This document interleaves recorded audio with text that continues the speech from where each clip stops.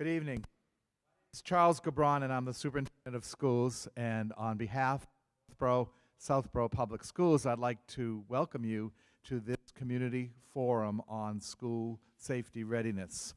We have been working quite a while because the safety of our students is always of extreme importance to us. And we are so glad that you are here. In Northborough and Southborough, we have had a long-time tradition of having an excellent working relationship with the Northborough Police Department and the Southborough Police Department.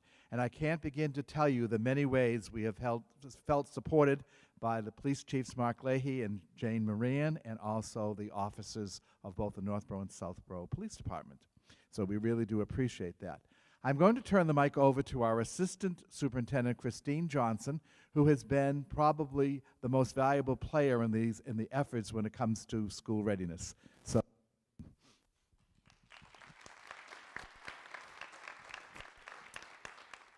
Oh, Charles just made that reference because he's so thrilled about the Red Sox. If you haven't followed him on Facebook, I think he's a bit of a fan. So I think that's a little bit of reference to their success as well. So I do just want to echo his comments. Thank you so much for being here. Much of what we have been working on regarding safe school readiness has really been coming together as a community of learners. Charles explained that we are basically 10 schools, 3 districts, but we do come together in certain situations and oftentimes to share practice. And there is no better reason to come together than to share good practice and best practice around safe school readiness.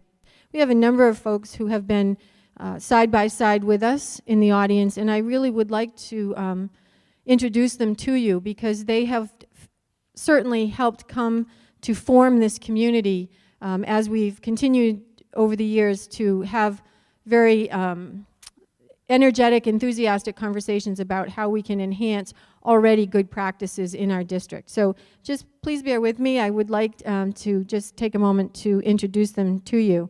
First, we do have some members of the school committee with us, and they continue to be so very supportive of all that we do around our safety concerns in our district. We do have someone who's here doing double duty. She's on our Southborough K-8 school committee, and she's also on our regional school committee. For those of you who are not aware, because we are 3 districts, we do have 3 school committees. Very excited to have each and every one of them. And so we have Joan Frank here from Northborough. Also from our K-8s in Northborough, we have Patty Kress, who is our chairman, and John Kane seated next to her. We are delighted to have representatives from our Southborough K-8 school committee here with us.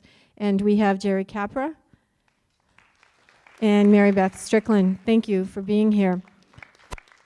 We also have some special guests. We've been joined this evening by Carolyn Dykema, Representative Carolyn Dykema.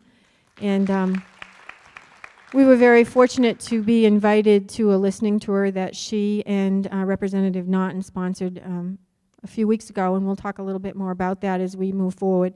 And thank you for being here. I know you're moving in a number of directions as well. And we also have Selectman Jeff Amberson here from Northborough, and he's in the front, I think. And we could not have developed any type of community safe school readiness plan without the support of the building administrators, because in situations of critical incidences, they are in fact the ones who have to deal with that situation. Not often are they able to have the support instantaneously of our police force, although we have had an amazing collaboration with our law enforcement officers, and we're going to speak to them certainly as well. But I'd just like to introduce our school administrators. They are all here this evening, and I'm going to start right in order because I don't want to miss anyone. Is the principal of our Neary School in Southborough. Keith Lavoie is the principal of Trottier Middle School in Southborough, and next to him is Gary Hershuk, who is the assistant principal, Trottier Middle School. Paul DiDomenico, assistant principal at Algonquin Regional. Mel Lawton, assistant principal at Algonquin Regional. Michelle Carb, assistant principal at Melican Middle School. Pat Montemuro, principal at Melican Middle. Margaret Donahoe, principal of Proctor Elementary. Sue Witten, principal of Z School. Jill Barnhart, principal of the Peasley School. Tom Mead, I saw you walk in. You cannot hide. He's up there as Regional. We also have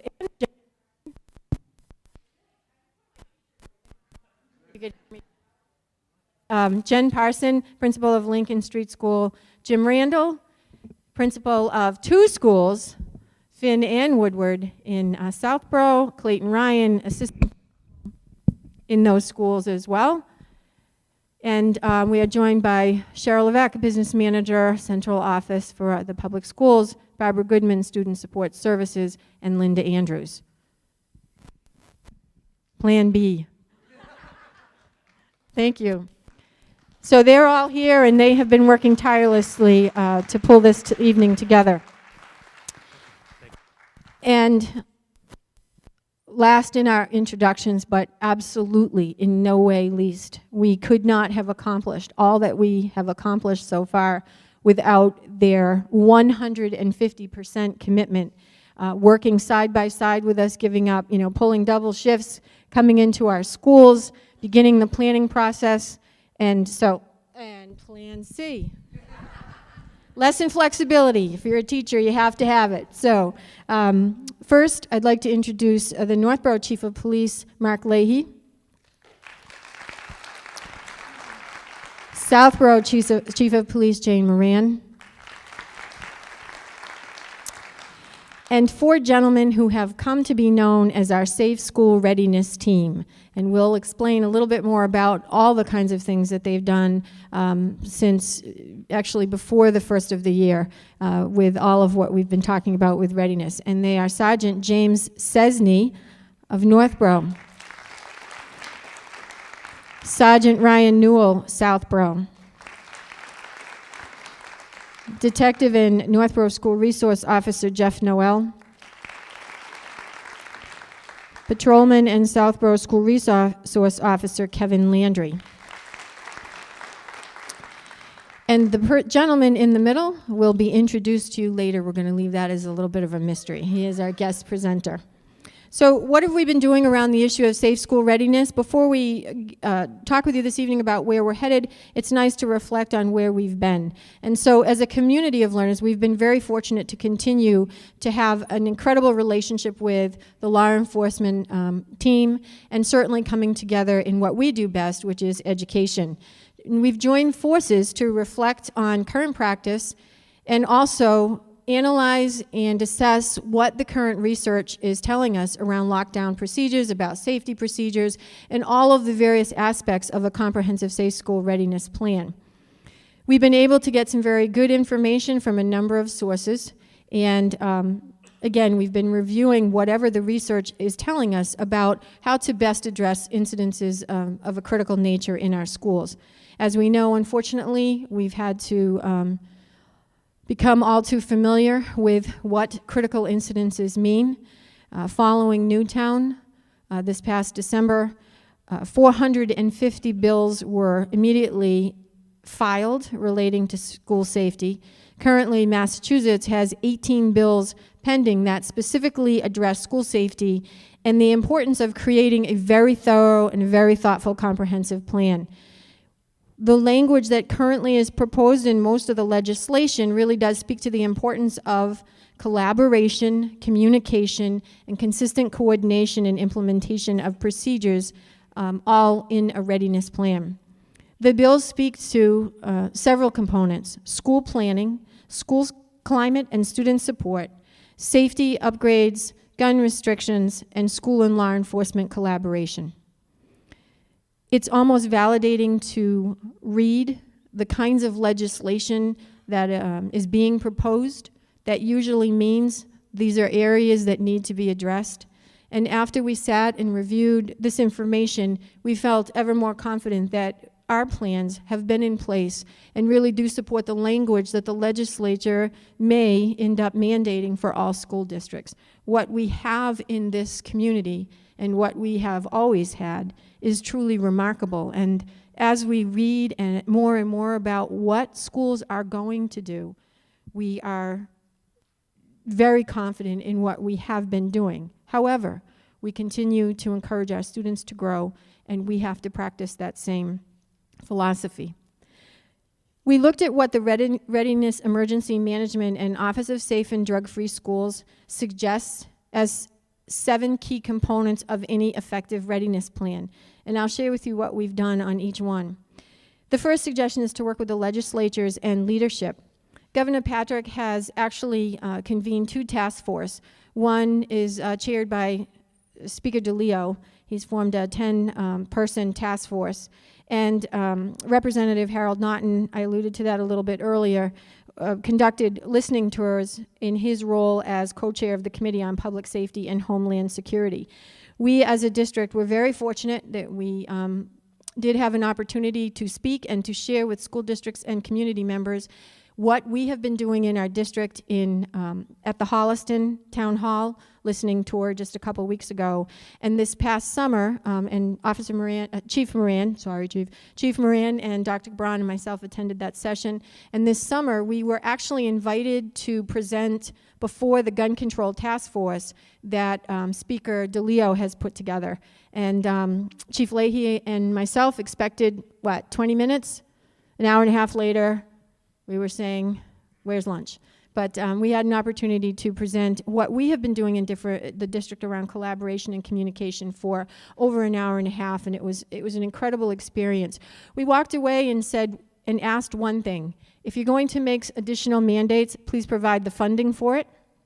And we did learn that the kinds of conversations that they're having and the information they're going to be sharing with Governor Patrick really are around school readiness planning, school preparedness, mental health issues, and providing schools with the resources they need to continue their work around safe school readiness. So Representative Dykema, thank you for the work that you're doing and for listening to the schools and communities as well. It's much appreciated.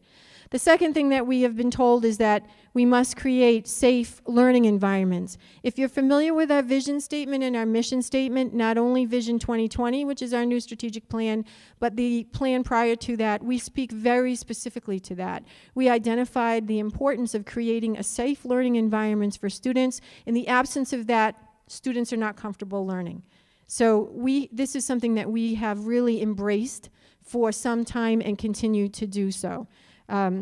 We were ahead of the legislation around the anti-bullying language, thanks to, I think, our middle schools, and felt very, very positively about that and continue to stay current on those kinds of issues. The third element is to plan in partnership with community, law enforcement, fire and safety officials, emergency medical services, as well as health and mental health care providers in the communities. For the longest time, we have had an amazing collaboration with every one of these stakeholders through something that we call our Student Safety Network. That too is part of new legislation that's coming through in some of the language, where all of these people sit at the table and not react, but plan proactively how to address situations with students in our communities. And so they continue to meet, this team of people, to address those kinds of issues proactively, so we are prepared when we do need to react. And that is something that's been in place for a number of years. The fourth component is to communicate clearly and consistently with like vocabulary. One of the things that we have been able to do through this tremendous collaboration with our officer team, our safe school readiness team, is to ensure that the language that we use in our schools is consistent from school to school. So that no matter who comes into the building, you're aware of what the situation is, and to communicate accurately and keep people informed in terms of what's going on in the building so they can critically think and make good decisions. The fifth is to customize plans to meet the needs of the individuals. As we sit and think about how to better be prepared, we think with many varied lenses. We look at all of our students and our student population, and we say, what if a situation occurs? How can we ensure that that child is reacting consistently with all of the children, and we're providing them the means and the ways to also address incidences of a critical nature? But beyond that, it means that our officer teams and our law enforcement needs to be familiar with our schools.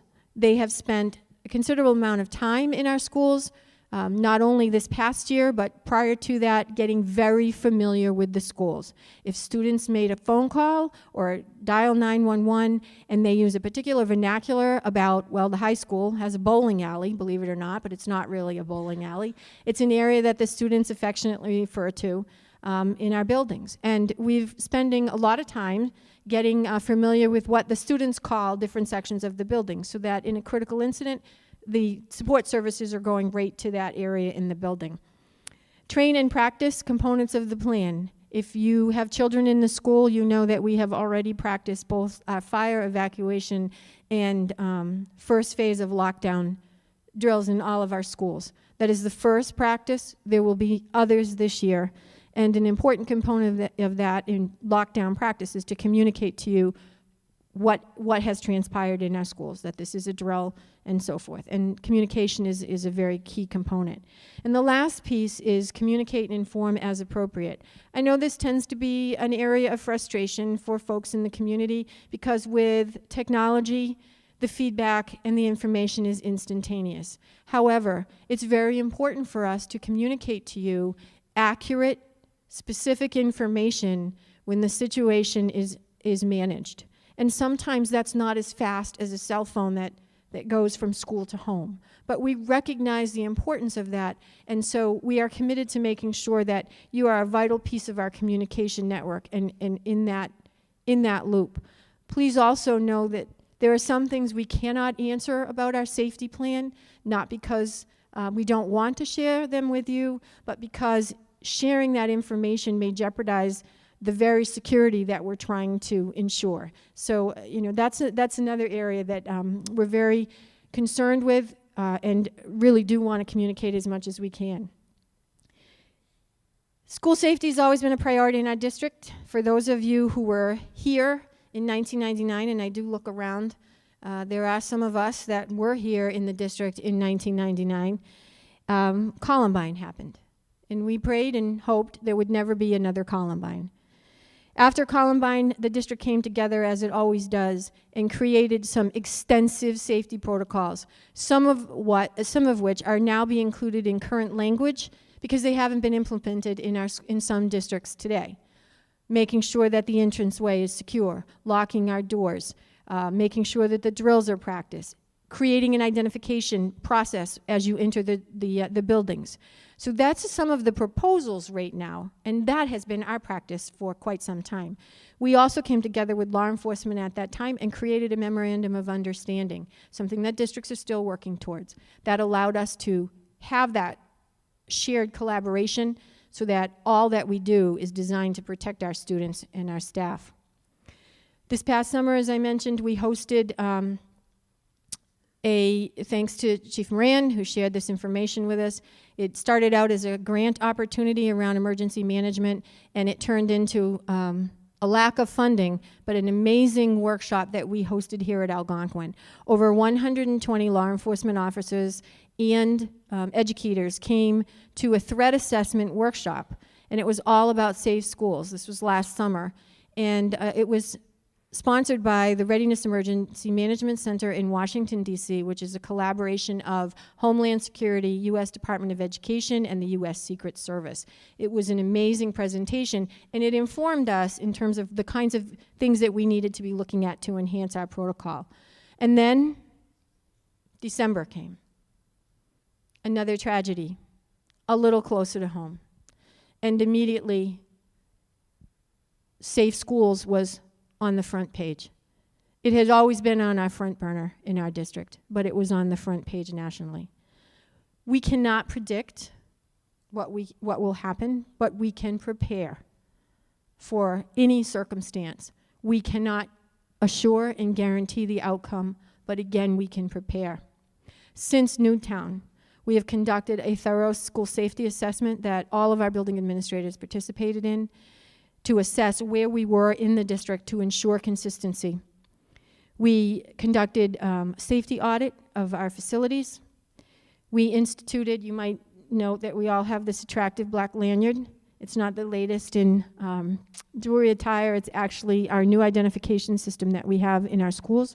All of our employees have photo IDs in the district. That was instituted at the start of this school year. All of our district employees have to participate in mandatory trainings. There are 9 areas informing them about anti-bullying, universal health care precautions. Prior to this year, it was a mandate from the state for teachers. In our district, it's a mandate for all of our district employees to participate in this very lengthy mandated training. We've expanded our student safety network by forming a safe school subcommittee that is in the process of reviewing and updating all of our documentation. We have someone from each of our school buildings on this panel. We've revised our current language and engaged all of our administrators and teachers in trainings. So when you think about lockdown, all of us went through our public schools. We started to talk about, where did this come from?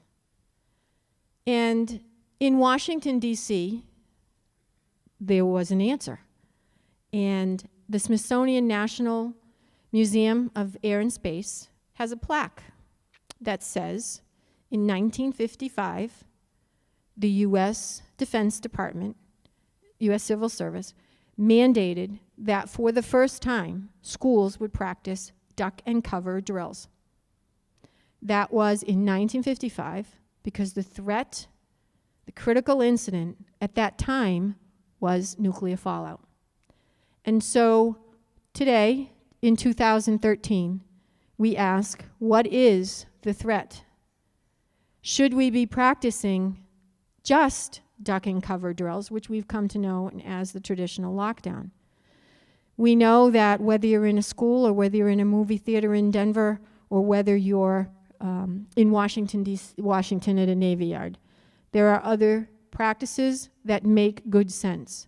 And so that's what we would like to share with you this evening as well. What are those good sense practices that increase the likelihood of survivorship should an active shooter enter our schools? And so we started with the question, what if? And started to look at the kinds of things that we should be doing in the 21st century to encourage problem solving and critical thinking in situations where lives may be in jeopardy. And so that's where we turn to the experts. And that's why the collaboration between law enforcement and education is so very critical. And for the next section of tonight, I'd like to invite Chief Moran and Chief Leahy to come up, or I can walk over there. I have a lot of microphones. I think they're all working too, actually.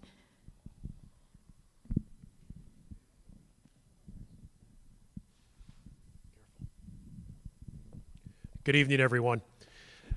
First off, on behalf of both Chief Moran and myself, thank you. Thank you for coming out tonight. We have 5,000 students. Correct number, Dr. Gabron? 5,000 students. Now, my high school biology class astutely taught me that that would equal 10,000 parents. Take a look around. Thank you for taking the time to come here tonight. I don't care if you walked in the door firmly behind what you think you're going to hear tonight or filled with skepticism. I appreciate the fact that you came. We have done a considerable amount of work in a collaborative fashion, and I frankly would have loved to have seen standing room only in this room because we're excited about what we're going to be speaking to you about this evening. The bottom line to all of this is there's one mission here, and that mission is to ensure the safety of the children and the staff in all of our schools. It's as simple as that. There's no ulterior motive here to double the size of your police department or to buy flying drones to keep us safe. This is about keeping your kids safe. If you feel, walking in the door before hearing the program, a little skeptical, you're in good company. I was one of the people that was skeptical. I started doing this 37 years ago, and I have to acknowledge that occasionally I look at things from a rather old school perspective. This was very different. I also was forced to look at it in a different way, because when we began this conversation, I had a daughter who worked here in the system. She apparently decided that going to the inner city in Springfield to teach would be more fun. But also 2 grandsons that are in this system. So while I am not a first-tier parent of a young child here, I did have a personal connection to this. And that's something that really ramped up my interest. There's another part. All of these situations that have occurred around the country and around the world have frankly happened in places that we may not necessarily have a physical or personal connection to. I've never been to Columbine. I've never been to the movie theater in Aurora, Colorado. I've never been to the Washington Navy Yard. But I have been to Newtown, Connecticut. I'm a retired Connecticut State Trooper. I spent a considerable amount of time in Newtown, Connecticut. And when this first happened, for the first time, it had a real personal face because I know the town. And I knew immediately the nexus to our communities. This was no longer for me a foreign place. It became very personal. The relationships that have always been in place, I believe probably no more than 45 minutes after we first received word of Newtown shooting, Dr. Gabron and I had our first conversation. I think the last one we had that day was a little before midnight. But it underscores the working relationship that your police departments and your school systems have. It is exceptional. And it's nothing new. We have school districts in Massachusetts who right now are trying to get to know one another. For whatever reason, they have not worked in a collaborative fashion on anything. Now they're trying to put together a relationship. For all of us, this has been a first-name basis. We know one another relationship for years. So it put us so far ahead in starting our planning, because all of that little dance that you have to do trying to get to know people, we took care of that a long time ago. So fortunately, the only thing that Newtown did here was ramp up the work that was already in progress. And I think that's something that collectively we're all very proud of. You know, I've always said never get between an Irishman and a microphone, and I know I'm doing it again. So, Chief Moran, would you like to say something before I do this little introduction that I wrote? Oh, thank you very much. I won't keep everyone very long.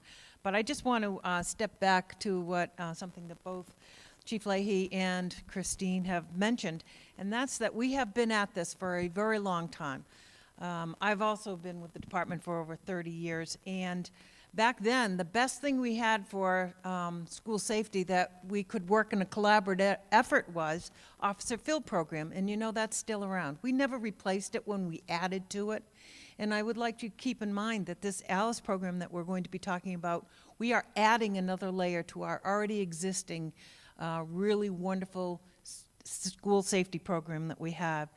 About 20 or 25 years ago, we added DARE. The school was graceful enough to let the police officers come in, and we started DARE, teaching DARE. Now, there were skeptics back then, and oh, it doesn't do any good. You know what? DARE is still there, and it does do good. And what that program does, I think more than anything else, is build trust and relationship between the staff and the police department, and most importantly, between the students, so that later on in life, when we get to know them when they're having trouble, we already know them. We already have a relationship with them.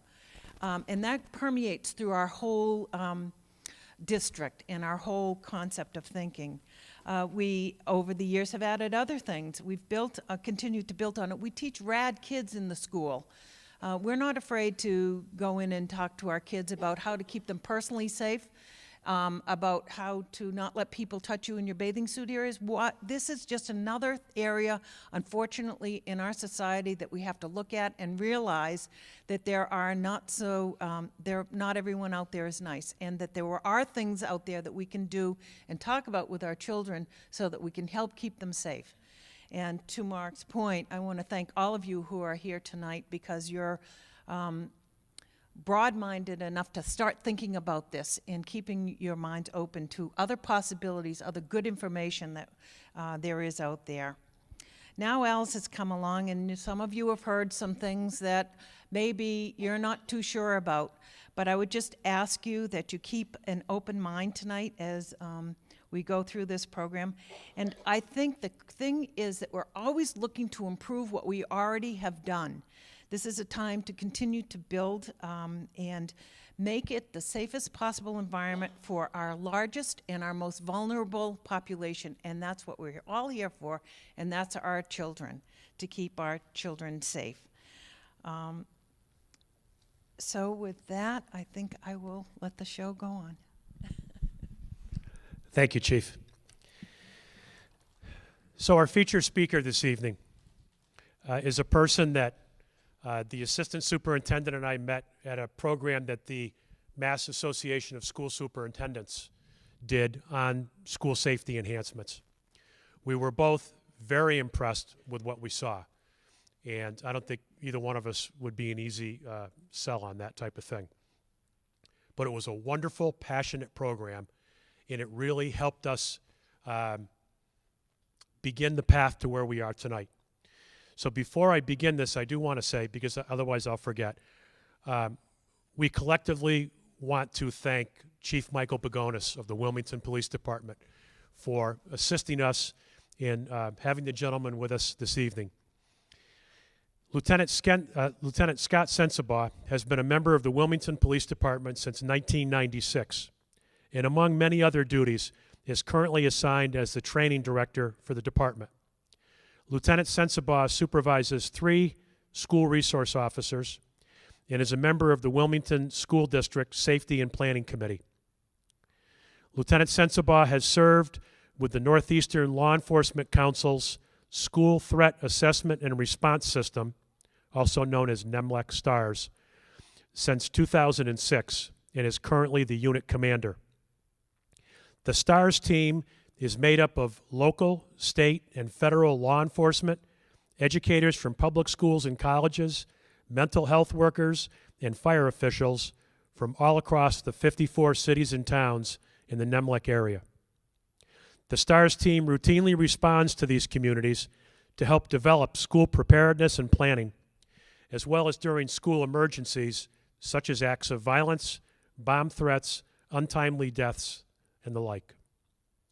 Lieutenant Sensabaugh is a practicing and certified firearms instructor, as well as an active shooter instructor, ALICE instructor, and holds many other instructor certifications and training credentials in the areas of use of force, school safety, crisis response, critical incident stress management, emergency medical services, and more. The lieutenant holds a master's degree in criminal justice administration and is also a member of the Massachusetts Juvenile Police Officers Association and the National Association of School Resource Officers.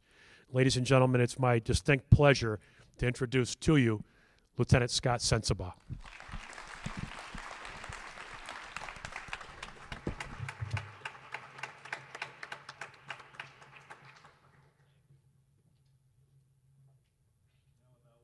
Introduction. Let's see how good I am at turning on a microphone. Can everybody hear me okay? Thank you very much for having me here this evening. And I have to echo what Christine and the Chief said. It's nice to see so many people here tonight. As much as people may thank me for coming out, I thank you for having me out. I enjoy doing these presentations. Is this okay? Are we getting some feedback? Is it okay? Okay. Sounded a little funky. I'm going to try to mount it this way so it's not rubbing on my shirt. How's that? Okay. I tend to wander when I do my presentation, so forgive me. That's the antsy part of me. But again, I want to thank you folks for having me out here tonight, because it's truly an honor to visit different districts. Part of the role I play within NEMLEC is I get to visit a lot of cities and towns. Sometimes when they're in their worst shape, when there's a crisis that's happened in a school system. And the chiefs are absolutely right, and Christine, is you see a lot of districts, unfortunately, that just haven't even started to have the conversation. They've never even exchanged cell phone numbers, they don't meet occasionally for coffee, and it's evident, you can see it. So when the crisis is in full effect, the crisis is magnified by the lack of relationships. You don't have that issue down here. You have solid people, and I've met and worked and been, had the pleasure of training with quite a few of those gentlemen sitting over there. You folks work together, you have the established relationships. I cannot emphasize enough how key that is to making sure a successful outcome in the event of, God forbid, a tragedy. So what I'm going to do tonight is I'm going to go through a lot of material. It's been stressed earlier. I'm going to ask you to keep an open mind. I may challenge some of your current thinking. It's a little bit of a paradigm shift, but bear with me. We're going to go on a little bit of a roller coaster ride, but I promise you, you'll come out on the other side of it A-okay. No one's going to be confused. You'll know exactly what the score is at the end, and there'll be certainly time for questions. Like the folks that come up and spoke to you a few minutes ago, I was skeptical whenever I first heard about this. And I asked a lot of questions, because I'm not an easy sell on anything. Someone tells me about something, I'm thinking, that sounds good, but that cop piece of my brain says, I better check into this before I say, all right, this is awesome, this is the latest, greatest thing. Because those things come and go, right? All right? So a little bit of, you got the bio here, but if you're like me, and you're sitting out there, and you're listening to someone talk to you, you probably, as you should be, critical about, why should I even listen to this person?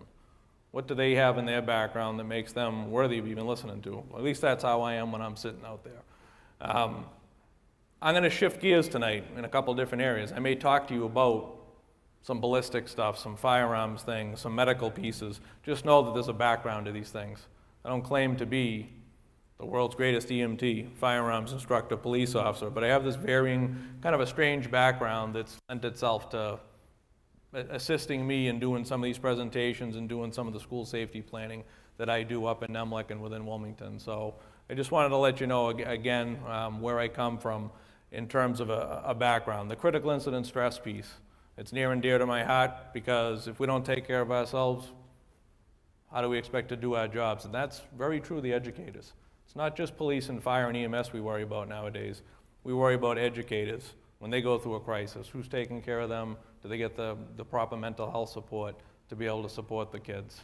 All right, think of how tough it is to go back to school after a Columbine, a Sandy Hook, to be that strong face as a teacher, to go in and be the rock for those kids and for those parents to say, I'm going to still send my kids to you. That's a pretty impressive feat, and educators should be thanked for that. This is my little clause, if you will. There's nothing that I'm going to talk to you tonight that's going to be a mandate. I'm not going to sit here and tell you, you will always do this, you shall do this. That's not what this is about. What I want you to understand first and foremost, this is about giving people options. It's about taking a baseline, a foundation, if you will, and adding to it, and deleting or doing whatever you need to do to it. But it's giving you a place to start. It's giving the folks that are during the crisis in the classroom the option and the encouragement to think, to make decisions, and to be proactive, to not always be mandated into one response, like lockdown. Lockdown doesn't always fix all issues and all problems that could come your way in a school environment, a mall, a business. So we got to give people some options. An active shooter. I'm going to be very blunt with you tonight out of respect. Out of respect for your time, the fact that you came out tonight, maybe you had to arrange for a babysitter or you had to shift some things around in your schedule. I'm going to be very direct with you tonight. And it's not to scare anybody or to hype anybody up. Again, it's just out of respect of my wanting to talk directly to you so that you understand where I'm coming from. One thing that I'm going to be direct to you about is when an active shooter enters into an arena where they're going to carry out their crime, they want one thing. They want a body count. They want to inflict as much damage as they possibly can in the shortest amount of time, knowing that the clock is running out for them because they have a goal set in mind as to what they want to do, and they know law enforcement's en route. And we're going to talk to that tonight. We're going to speak to that about response times and what do we do while we're waiting for law enforcement to arrive on scene. Thankfully, you have SROs in some of these communities and some of your schools like we do up in Wilmington. It's a nice thing to have. But sometimes, again, we start talking about businesses, retail establishments, there's still a response time. So we're going to talk about what do we do in the meantime. In the interest of time, I'm not going to play all the videos I have, but I want to play one or two of them. I want to show you a rough example as to what a traditional lockdown looks like. Because everywhere I go, ladies and gentlemen, I do find a handful of people that still maybe aren't aware of what your children might have been doing in a lockdown. I'm not saying in this particular school district, but we got some sound back there, Matt, at all? Okay. Basically, what does this look like to you? These are kids in a lockdown drill, right? And they're kind of goofing around a little bit. They're hiding under the tables, and they're talking, and they're using their cell phone, and they're kind of pointing it at one another, and they're interviewing each other. And the sound quality might not be where we want it right now, but it ends here in a couple seconds, and the kid says, oh, lockdown's over. Why do I show you this video, and why do I show parents this video? I think it demonstrates what kids think about lockdown. And the kids aren't stupid. They're bright kids. They're very smart kids. They understand what lockdown drills have been for many years. We're not saying it's a joke. It's the best we could have done for many, many years. It's what we've always pushed. It's what we always knew to be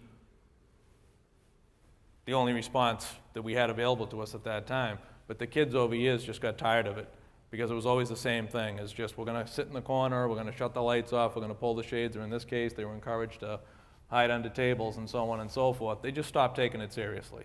I really don't blame them. See if this one will get us a little bit of audio.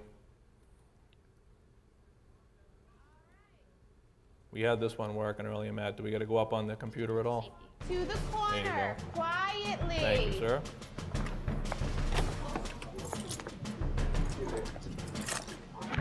This one's being more seriously We are run. not talking. Hitesh, move over just a little bit. Okay.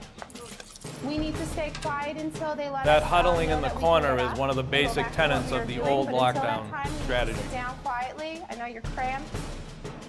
Just take a breather. Okay. Scoot in just a little bit more. All right. Shh. Our world is continually evolving with man-made luxuries like high-speed internet, 500-channel satellite television. Real quick, let me ask you, what do you think about that? When you see that second video with all the kids hiding in the corner, what do you think about that? Anybody? Sitting ducks. Sitting ducks, I hear. Who else? Fish in a barrel. Okay. Don't disagree with either one of you. I want to play this for a few moments. It's not going to be the full call. It's tough to listen to. I'm not gonna lie to you. It's tough for me to listen to it. Occasionally, every now and again, when I'm announcing it, I get a little emotional about it because it's a tough call to listen to. This is a 911 audio tape at Columbine during the tragedy as things were actually going on. And to set it up for you, the call starts at 11:25. This is the library right in here. This is the doorway. What had happened was, and again, I'm going to really just kind of cut to the chase. When the sounds of gunfire erupted, and we see this time and time again with active shooter incidents, people always think it was fireworks. I thought it was this. I thought it was that. People just, it doesn't register that's gunfire. I don't know if it's a psychological break of saying, I can't admit to myself that could be gunfire, or most people don't, thankfully, know what gunfire sounds like, but there's that failure to recognize that it could be gunfire. And anything I say to you in the next few moments about this Columbine tragedy, please don't think that I'm being critical of the way they responded. The complete opposite. I think they did a hell of a job that day with what we knew as a society, not just Littleton, Colorado, but what the country knew about response to these types of options. We all know in this room, post-Columbine, law enforcement changed its strategy, did it not? We enter into buildings. We don't always wait for SWAT. We activate SWAT, but we don't wait anymore. We go in. So we learn from these things. And ladies and gentlemen, if that's what we can do after every tragedy is always learn from it, law enforcement, we do it all the time. If an officer dies in the line of duty, we don't just say, what a shame. Of course we say that, but we always try to learn from what he or she went through to better training for law enforcement. That's one of our challenges. And we're starting to do that with school safety now, thankfully. I wish it didn't take tragedies to get us to be thinking like this. You know, in this district, thankfully, you guys are flying along on all cylinders, you know, without having to have the tragedies push you along. But it gives you that validation to say, you know, you're tracking in the right direction. But back to Columbine, just to set it up for you, is when the call starts, what had happened was Patty had gone out to these double doors, and she saw the two suspects, and this is something I'm learning to do, is I don't name these people anymore, because I think we've given them too much FaceTime. The FaceTime I'd like you to see on the front of the paper and in the news are the heroes, the teachers that step up to protect the kids, the children. So I don't give these people names anymore, and I learned that from going and talking to people that live these tragedies, that I've had the fortune and the pleasure of meeting personally, which I wish I never had to meet them this way.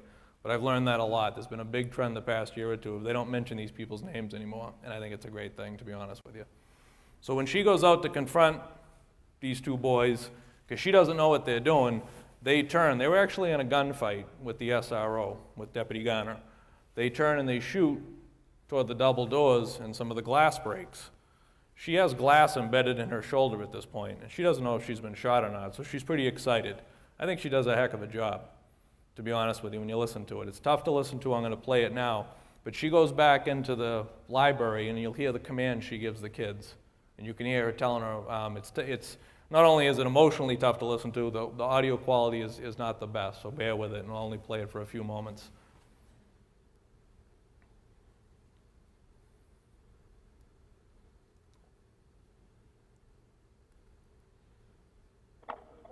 Jefferson County 911. Yes, I'm a teacher at Columbine High School.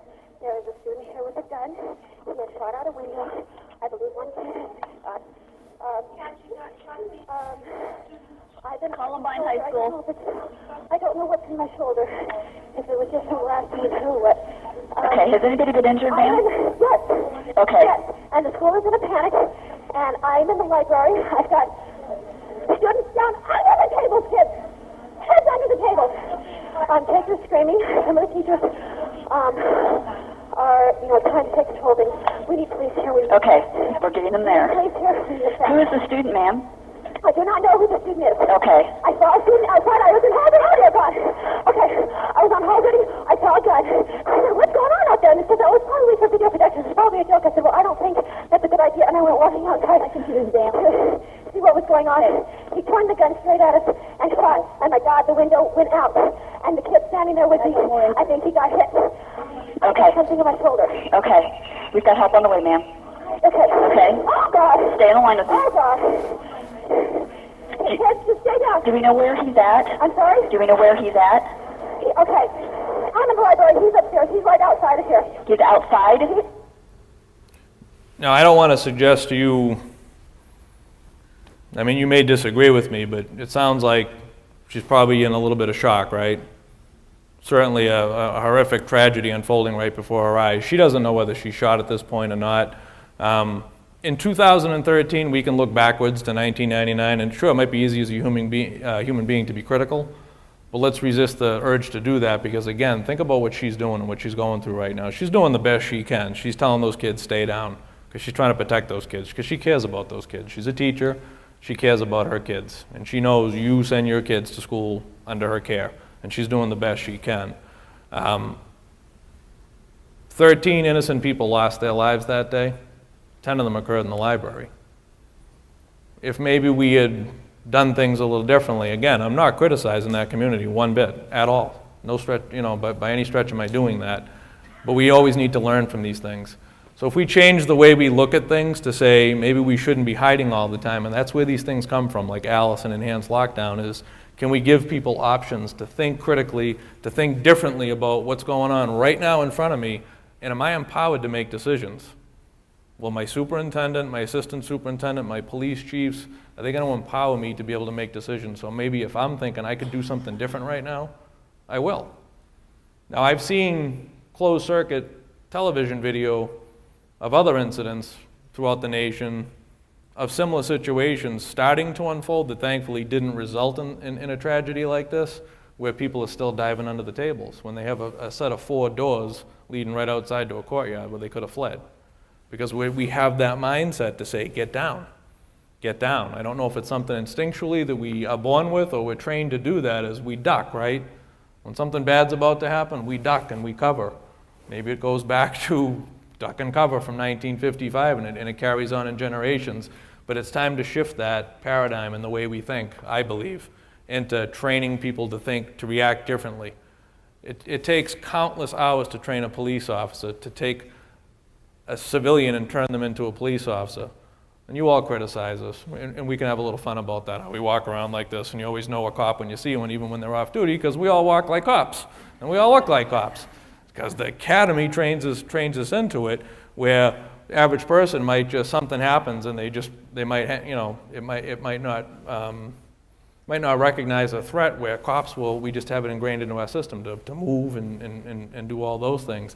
But that comes with training. And what I'm saying to you is, we don't need to make police officers out of our educators and our kids, but we can do some basic minor retraining to get people to shift the way they think and increase survival rates. And I hope to show you that as we move on. I didn't play the rest of the call because, again, it just gets more and more difficult to listen to. 3:20 p.m., anyone want to take a guess as to what that time represents? That's when poor Patty was finally evacuated out of that library. There were many, many people in the library, in the school. Having a little technical difficulty here, bear with me. Christine. It's just like frozen or something. Don't think I shut it off.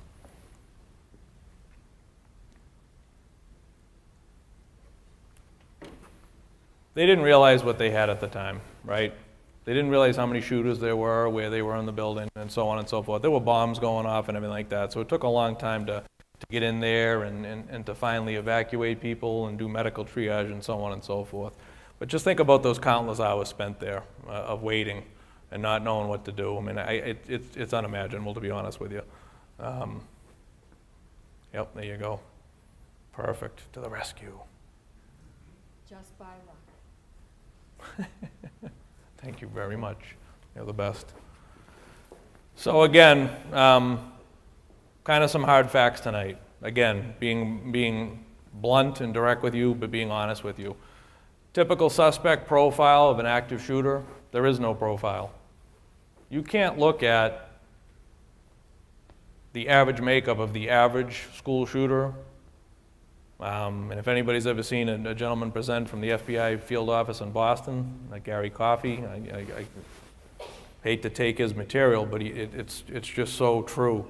He said if you look at, white male, early teens, late teens to early 20s, enjoys firearms, things of that nature, and he goes on a little bit of a list, his little kind of joke, if you will, is that was me.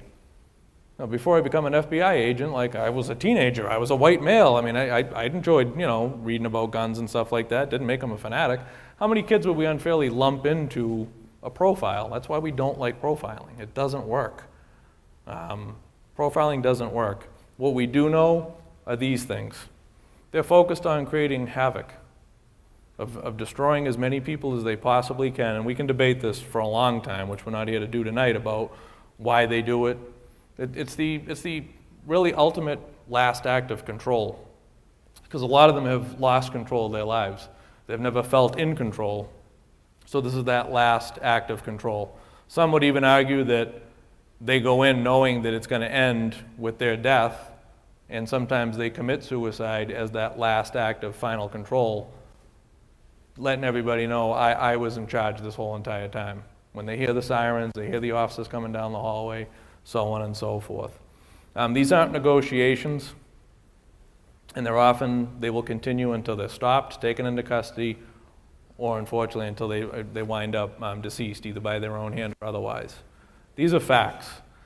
Why I share this with you and why I want you to keep that in mind is when I lay out the components of ALICE, keep in mind that if you're in a classroom as a student, and I want you to envision that later on, and they come into the classroom, what do we know?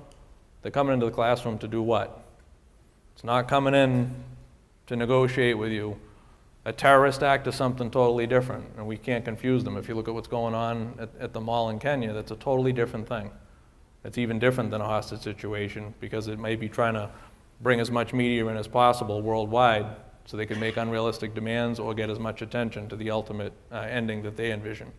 And we'll talk about that a little bit when we talk about Beslan. How long do you think it takes average law enforcement response, nationwide, not in this area, but nationwide, for law enforcement to get to an active shooter situation? Just some rough guesses.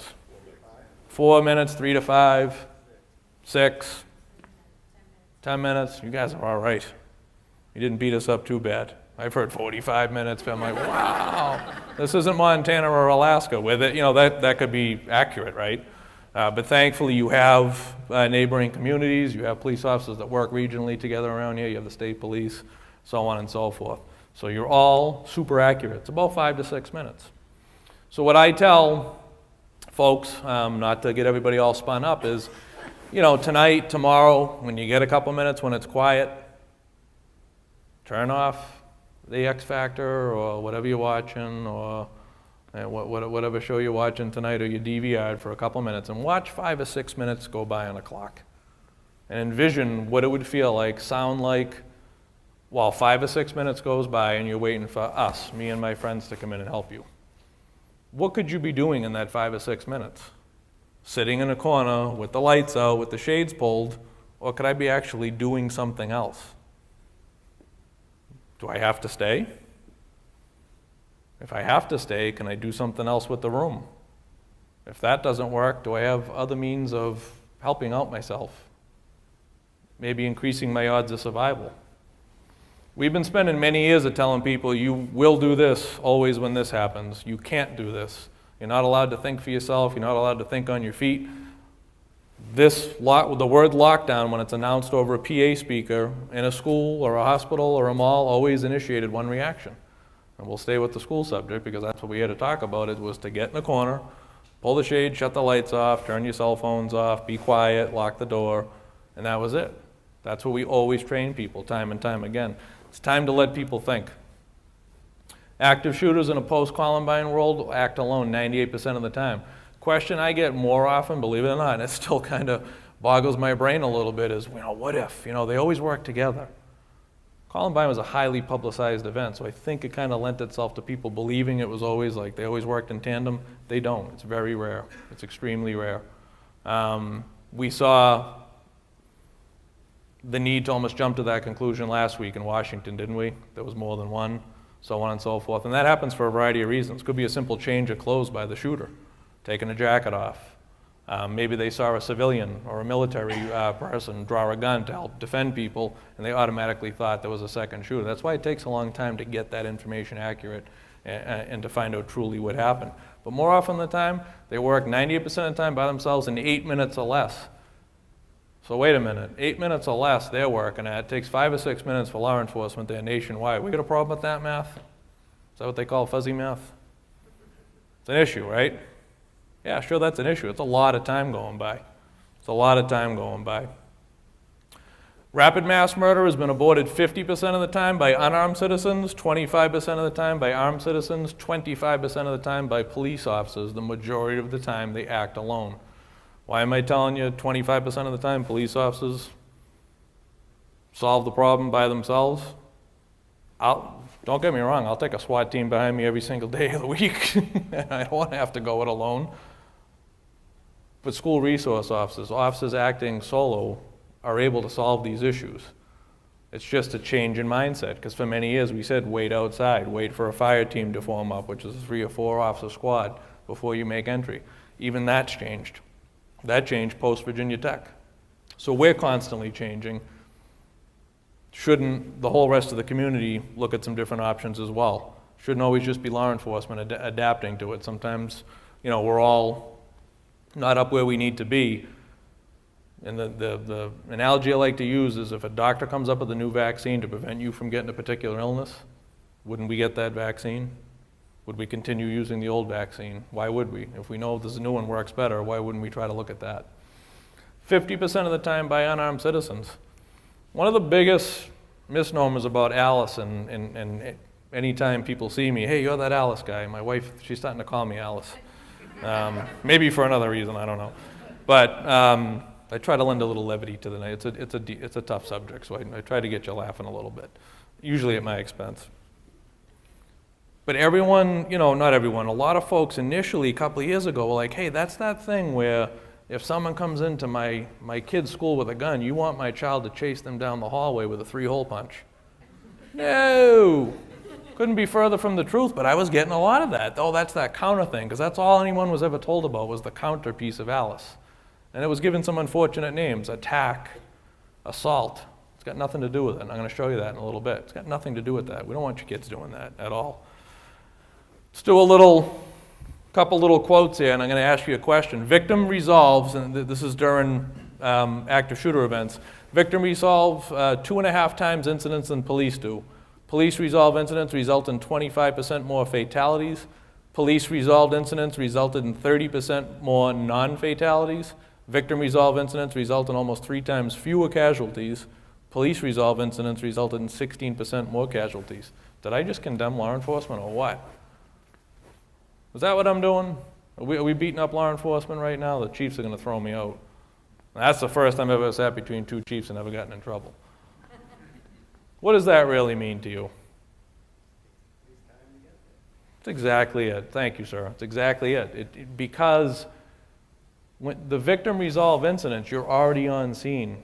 You're in the position to do something.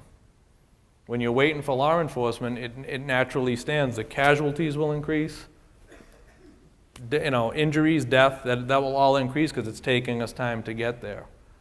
But when folks do something to kind of maybe, whether it's just a simple evacuation, get out of harm's way, and then that all speaks to this, is it tends to increase our survival rate because we're doing something.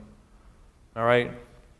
Make no mistake, this isn't, if you stop home tonight in a convenience store to pick up some milk and you get robbed, no police officer in their right mind is telling you to, defend yourself and all this stuff. That's not, give them your wallet. That's a different story, because what is it? It's a robbery. This isn't an active shooter situation, so we need to separate in that mind. None of us are saying for you to do that. The gentleman's absolutely right. Which brings me to my next slide. What is that? And no, that's not from around here, so don't try to see if you know them or which bank it is. But what is that? It's an armed robbery, right? Just had one in my town before I left here. We were out looking for the guy. What do they want in an armed robbery? Money. They don't go in there to take hostages, to necessarily shoot people or kill people. It usually doesn't happen. It's to get money and leave, right? What's this? Potentially, maybe this guy comes out of the bank and maybe I just happen to be driving around after picking up my coffee and he sees the cruiser and goes, whoa, because he thinks I'm responding to him. But this is a hostage situation. What do they usually do this for? What's the means to an end here? Escape, right? I want to get out of here. What's this? It's an active shooter situation. You know which one it is and you know who those two are. It's not a robbery. It's not a hostage situation. If you look at the legal definition of a hostage, taking a hostage, yeah, it might fall into that definition, but that's not why they do this. It's got nothing to do with it. Are these people captive? Are they allowed to necessarily freely leave if you have a gun pointed at you? Certainly not, but that's not what this is all about. Anybody recognize where this is from? And I've been showing this for many years, and I've been called crazy for talking about it for many years.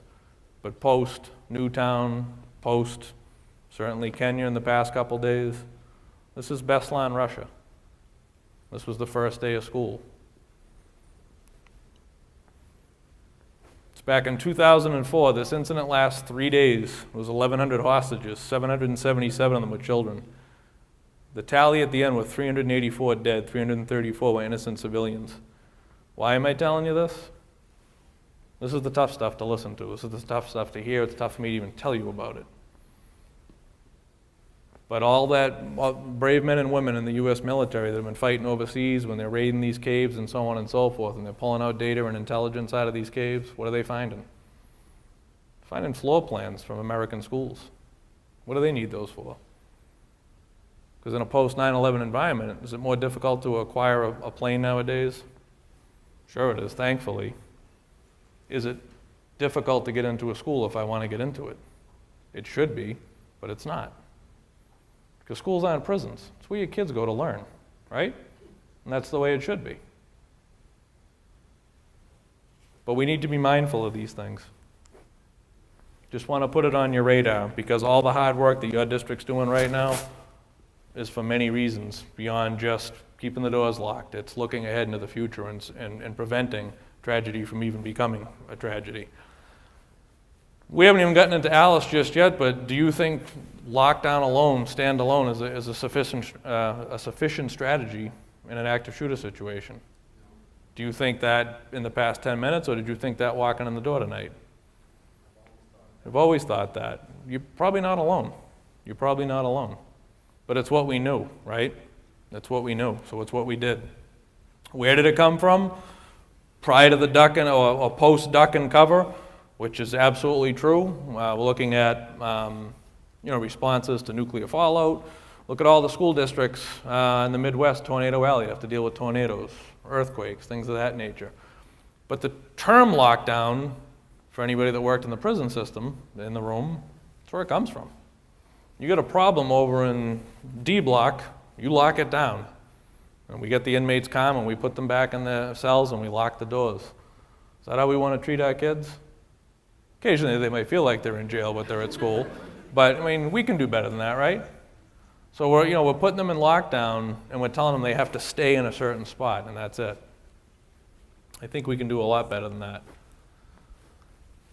Bad guys, if they want to get into the building for the most part, they will, unless you barred the windows, you took these crazy measures, big concrete doors on the front, kind of look like, the bunker, the MEMA bunker. You don't want your kid going to school in an environment like that. There's a lot of strategies out there nowadays. We're looking at many things. There's a lot of catch-up to do. There's a lot of catching up to do. If you look at just, a lot of the doors will have that little pane of glass, not like this, but, you look at pardon me, you look at a door in a classroom, right, and I'll shut it off when I walk by. Where's that window? It's always over here, right? If we still need to put windows and classroom doors so we can take a peek in and we make sure everything's okay, why can't we put it on the hinge side? And that's not my material. I committed a larceny and I stole that idea.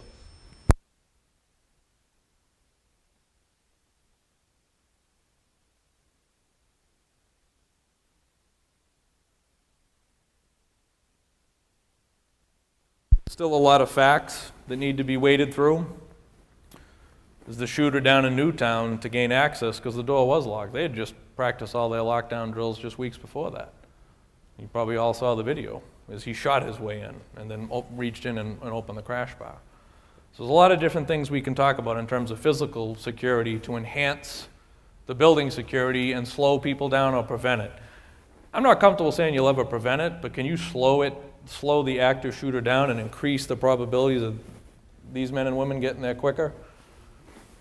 Or at least getting the time, shortening the time of contact between law enforcement and the active shooter by slowing him down. That's what I'm getting at. Door stops, things of that nature. Now you're looking at a big pile of furniture in front of a door and you're going, what? That'll make more sense in a few minutes. Again, we don't operate any building in the United States, let alone Massachusetts, with a bunch of stuff stacked up in front of a door, do we? No, because of fire codes. We don't want to prevent means of egress. But in an emergency, to prevent a bad guy from coming into the area I'm occupying, will I do whatever it takes? Sure bet. Yeah, absolutely. Of course I will. Using things that we wear around our necks, ties, belts. Kids wearing belts nowadays? Supposed to laugh. Come on. Make me feel all alone up here. Thank you. That was good. I feel better. But, using little things that are, pocketbook straps, things of that nature to secure a door. And I'll show you a couple little neat things about that. Again, I don't think I have to sell it to this audience. You seem like you understand that, or you agree with me that if they can make it into the room, they want one thing, right? They want your life. It's not a negotiation. Why are the casualty rates so abnormal in an active shooter situation? Are they that skilled with a firearm? Do they practice on the range and, and all the rest of that stuff? No, we don't see that. When we do the psychological autopsy, if you will, and we start breaking down these crimes, you don't see that. They don't go to the range and practice for the most part. Why is the casualty rate so abnormally high? You all just said it exactly different ways, but you're all right. Victims are trapped, I heard. They're easy targets. That's exactly what it is. They're cowering in the corner. I don't want your kids to be there. You don't want your kids to be there, but that's where they are, unfortunately, in the vast majority of schools in the United States. Passive targets become easy victims. How difficult is it for anyone, whether you've ever held a firearm ever in your entire life, and forgive me for doing this, but I don't mean this to be rude, but whether you've ever held a firearm in your life, pretty much everybody knows how to pull this action, pulling a trigger. Again, I teach firearms to people, and to teach people to shoot accurately is one thing, right, for competition, for police, but how difficult is it at this close range for me just to point at you? And if you're not moving, am I going to have any difficulty here? Pretend I'm not a firearms instructor. I'm just Joe Q. citizen. I've never held a gun in my life. It's not difficult. We're making it even easier than that for them because we're not moving. If you take a static target and it starts moving, everything changes. So when I'm teaching the men and women, when I'm training them in firearms, the gentleman with the striped shirt, straight ahead, what are you, about 15 yards from me?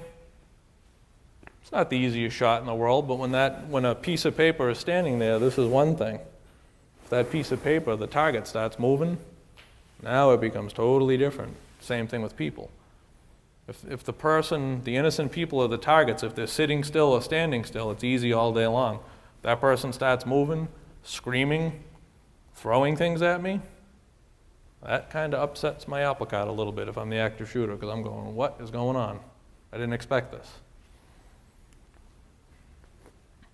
Traditional alerts, we see nationwide a lot of codes. Code red, code this, code whatever.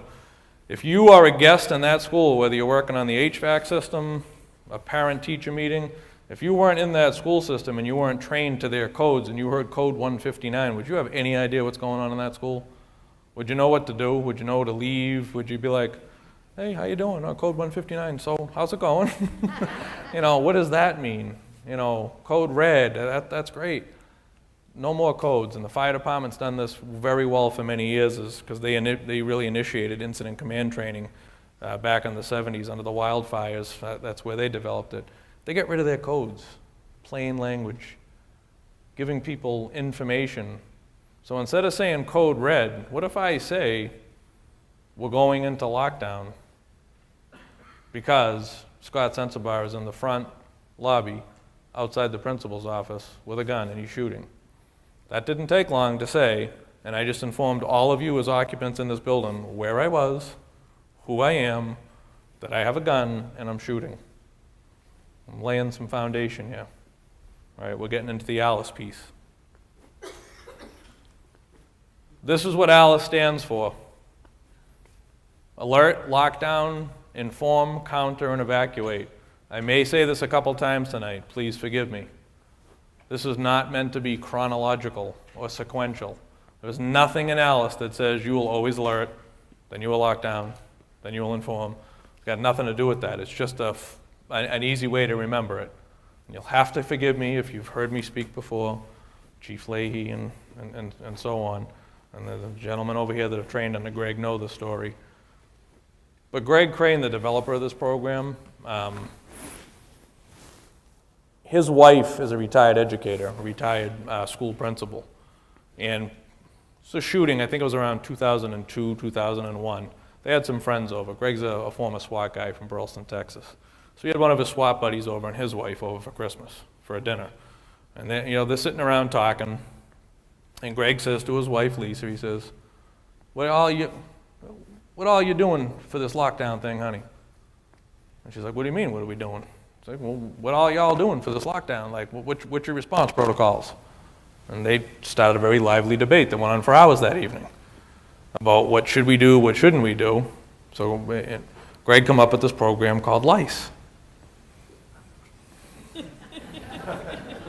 And Lisa, being who she is, said, honey, you can't bring lice into schools. So they added the A for the alert piece and they changed it to Alice. It's a true story. I can't do the story as much justice as Greg and Lisa do, but they're the founders of this program, very passionate people, wonderful people.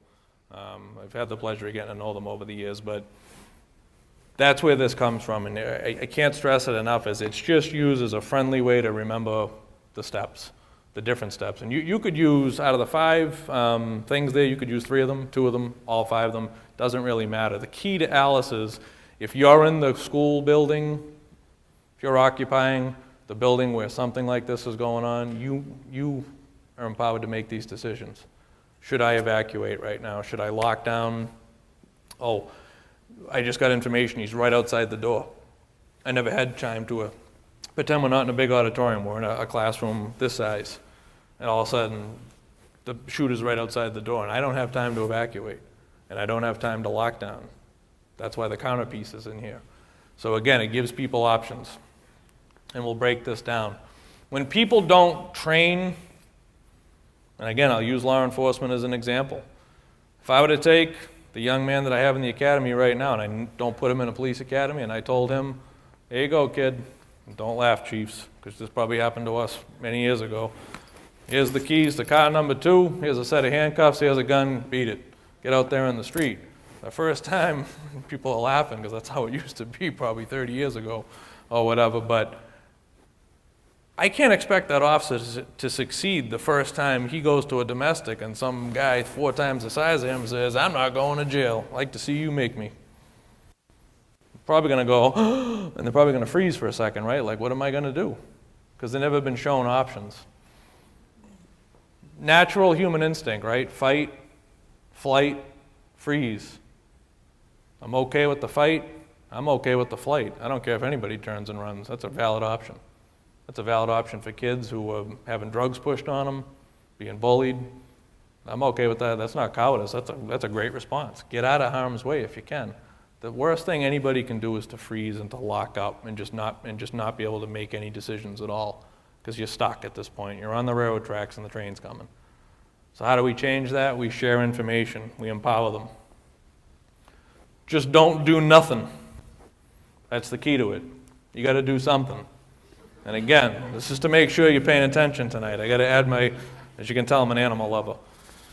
What's going on with the kitty cat here?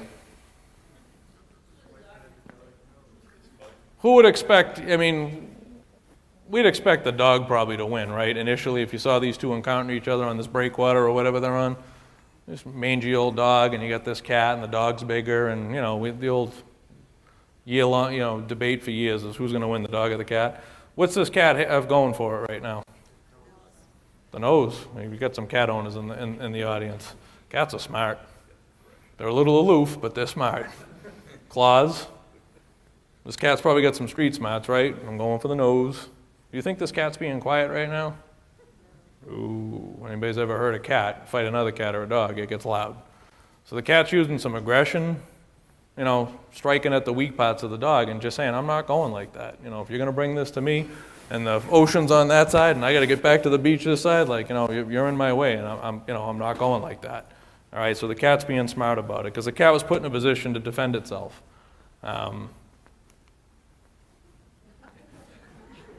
I'm going to suggest to you that this cat was under the bed in traditional lockdown position. The cat was hiding under the bed and, you know, waiting for the all clear and everything else like that, and realized I couldn't, you know, and the dog finally found the cat, and the cat come out, and again, this is the counter piece. I'm having a little fun with it, but it proves the point. Is if, again, if I don't care how much bigger the adversary is, how much meaner they are, and so on and so forth, sometimes we got to do what we got to do, right? The dog's not liking that too much. I'm okay with this option all day long. Quite frankly, I like it as the first option. If I'm in the position to leave, I'm going to leave every time. I don't want to have to get in that situation with the cat striking at the nose and all the rest. I don't want to be in that position. I want to leave if I can. And we're going to talk about how we get people in that mindset as to, is it safe to leave or not? It's probably never going to be safe to do anything. It's just we're working probabilities. We're working the information we have at the time, okay? So each and every time, I'll take taking off and getting out of harm's way. I don't have any problem with that whatsoever. The worst thing you can possibly do is freeze. If you freeze, I don't want you looking like this. Because if this cat just locked up, like my mama cat at my house, because every time the Maine Coon wants to have a little fun with her, she just freezes. Or she takes off and runs, and she knows where to go. When she takes off and runs, she's got more success. When she locks up, he tackles her. It's the same thing every day. Probably happening right now while I'm here. But, because she doesn't learn. She just keeps doing the same thing over and over and expecting a different outcome. And this is just to make you laugh. You see that? Imagine staging that picture. That's just an evacuation. Sorry, getting back to being a little bit serious. Little quiz again for the audience. Law enforcement, do you think we're skilled at shooting, or do you think we're not skilled? You're like, I hope you are. All right, thanks. That was a good answer. Police department's very happy to hear you say that. Do you think the active shooter is a skilled shooter or not? Okay, I'm hearing a pretty resounding no, maybe a couple disagreements. Look at that. How about hit rate? What do you think the hit rate for law enforcement is if we get in a gunfight? I heard 25%? 5%. Wow, not a lot of faith there. Come on now. All right, what else? What's that? Anything else? I heard 25, I heard 5, 60, 70. I wish. 40, all right. What do you think about hit rate for active shooters? You think 5% of the time they hit? No more than 5? What else? 95? All right. This active shooter, I keep saying I have to update. It's actually higher than 50. It's about 70%. Why is law enforcement only connecting 20% of the time? I'm going to ask our good friend Mary to be easy on us tonight, giving her all sorts of information. But why, though? Seriously. Usually when an active shooter goes in somewhere, he's using something other than a pistol. Actually, no. More often than not, it is a handgun. It's not what people think. I don't want to get into a big debate over that, and a big philosophical debate. It's more often than not, that's what it is. It's the stationary targets. Stationary targets. When we get into a situation with a traffic stop or something like that, and it goes haywire and we get in a gunfight, it isn't like, okay, you stand there, okay, you ready? And we're just going to start going at it. It's bobbing and weaving and ducking behind cars and people moving and scrambling and tripping, and it's a dynamic situation.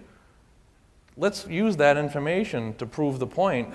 That's a valuable lesson, is it not? It's not that law enforcement's horrible at what we do in terms of firearms proficiency. It's if our hit rate drops to 20% because the person we're engaging in is moving, can't we learn from that? Can't we have people that are in an active shooter situation as innocent people moving to increase the survivability rate and decrease the probability of getting hit? We can learn from these things. Just taken us a long time to think about it, unfortunately. But there's so much information right there. That's an actual cell phone picture from Holden Hall at Virginia Tech. Holden Hall is connected to Norris Hall, where the shootings occurred. It's actually 911 audio, I believe, of the young lady that took this picture, and she said to the folks when the line was open, the kids in the room with her, remember lockdown? Do you think the college taught lockdown? Where did she remember it from? She remembered it from coming up in schools like mine and yours, Wilmington, Northborough, Southborough. That's where they learned it from, right?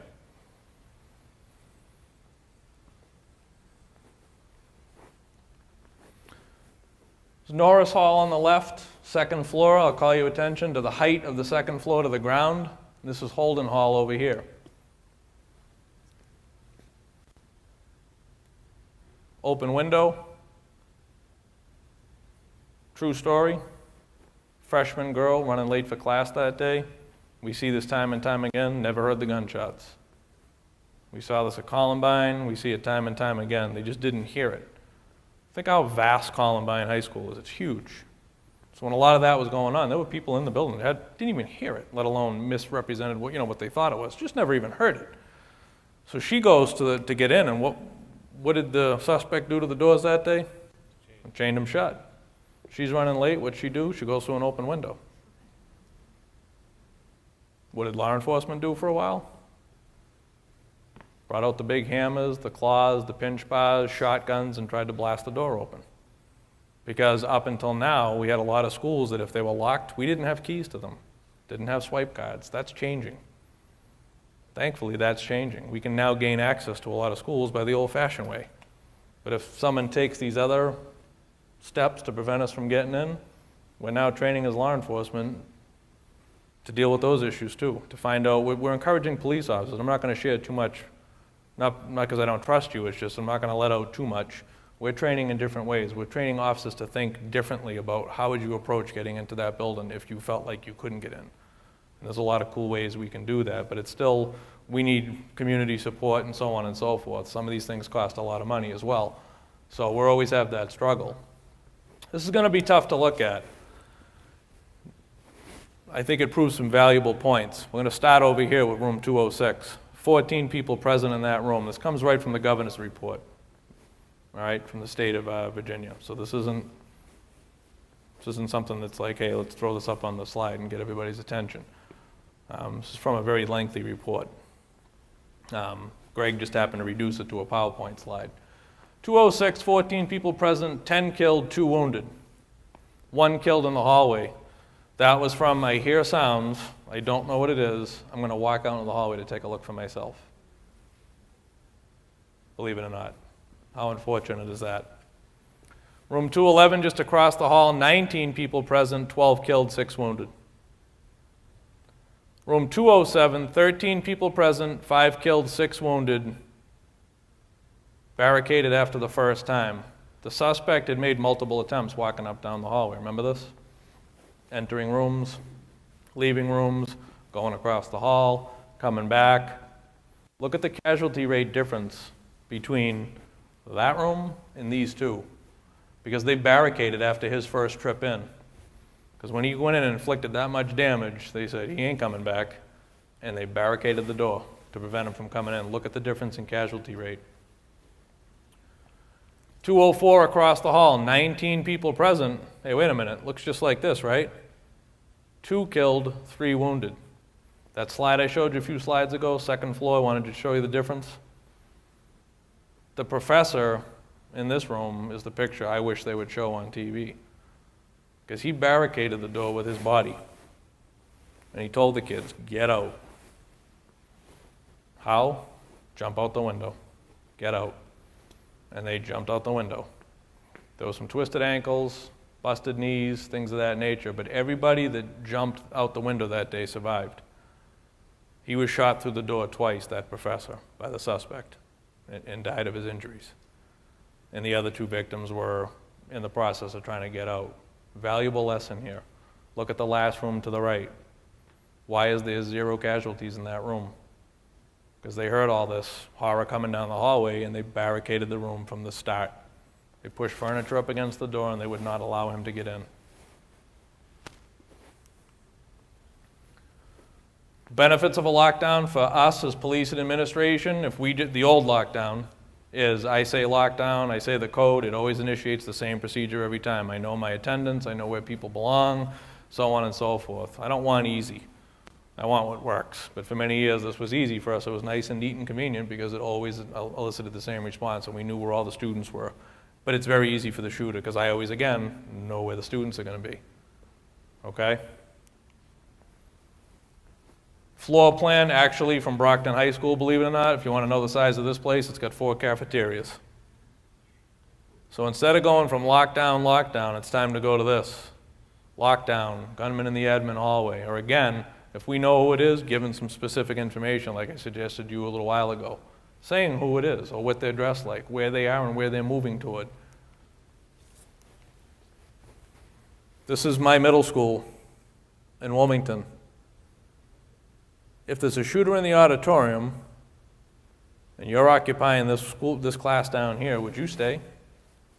If that building was on fire in the auditorium of that X's, would you stay?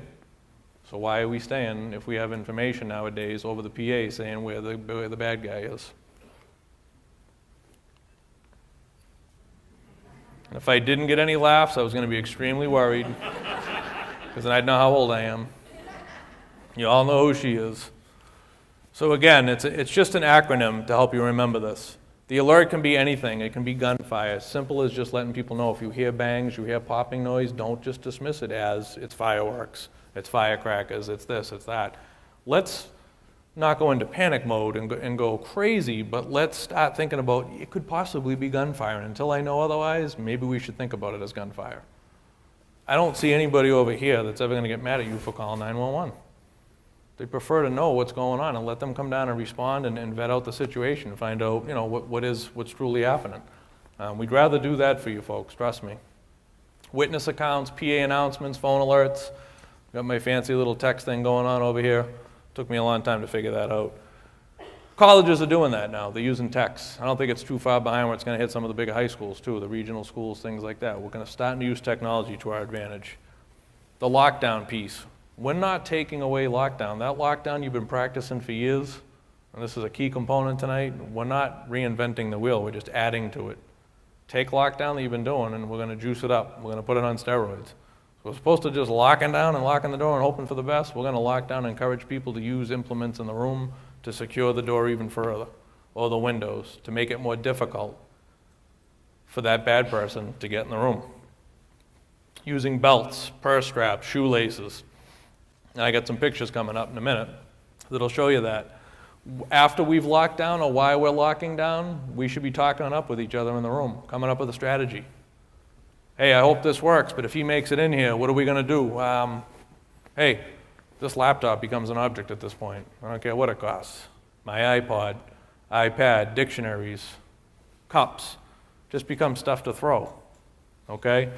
When I do the Alice training, I actually demonstrate this, and we have someone hold a fake gun, and I have pictures of it, and we throw things at their head, and you watch what happens, and I got a couple slides coming up that'll show you.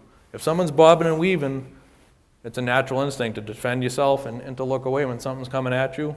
That's a good thing, because if that bad person's not looking at you, trying to take aim at you, and they're ducking, they can't see what it is they've set out to do, right? Because they can't take proper aim with that firearm. Inform, using plain language over the PA system. We're trying to encourage districts that have the technology, great camera systems, PA, come up with a plan. Some of the newer schools, brand new schools being built. Build the headroom, if you will, or the camera room, so it's more or less fortified. I hate to use the word because I don't want to give it a negative connotation, but it should be basically not able to be penetrated. So that under the protocol, someone could occupy that space, watch the cameras, and live tell the police, he's going right down hallway A. He just took a left. He's outside of room 202 right now. He's motoring. He's outside of 203, 204, to give us real-time information. Some school districts, Woburn High School is a great example. An NEMLEC community they have a wonderful camera system. It's a brand new school. Police cruisers have a feed right off the cruisers. They can dial into the cameras, as can the NEMLEC command truck that works with us all the time. It's not run all the time. There's policies in place. It's not like the cops are driving around looking at what's going on in the high school. It's in a crisis. They have the ability. The technology's there. This stuff costs money. It's nice to be able to do these things. Again, 911 calls, video surveillance, let's start using these things to our advantage. Anything can be used to defend yourself. Create as much noise as possible, like that cat. We agree that cat wasn't quiet. I don't want people in the room being quiet. I want you to scream, yell. I want so much stimulus coming at that bad guy in that room that they're having a oh moment. Okay? If we make it easy for them, they can just walk in and have a field day. That's what they're going to do. And you can pick whatever scenario pops to your mind, which event nationwide comes to your mind, because we've made it easy for them. Let's give them a hard time. All right, let's not make it easy for them. Evacuate. Again, I'm a huge proponent of evacuating, and what we tell the students in Wilmington, we have primary, secondary, and tertiary rallying points in Wilmington. So in a crisis or an evacuation, The kids know where to rally. This is communicated to the parents. They know where to go pick up their kids. They're asked not to call the school, not to call 911. You're going to be certainly having a bad day, right? You're going to be worried. Go to one of these predetermined rallying points. That's where you pick up your kid. It may take a few minutes for reunification. That's where the kids are going to be. Don't clog the driveway. That's where I want my ambulances, SWAT teams, things of that nature. But we have to communicate this. We got to come up with plans. These things take time, but you got to come up with these plans to do these types of things. If the kids are running and all of a sudden they hear gunfire behind them, we tell them, don't run in a straight line, run in a zigzag pattern, because we established this a few minutes ago, right? If you're right in front of me, I can hit you 9 out of 10 times. If you're zigzagging, it's much more difficult for me to make contact with you as a bad guy.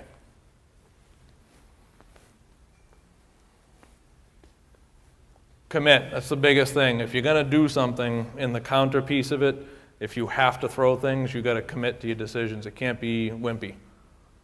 Anybody that's ever taken a rad class before, we know what they yell. We have the women yelling, no! Not no. It's no!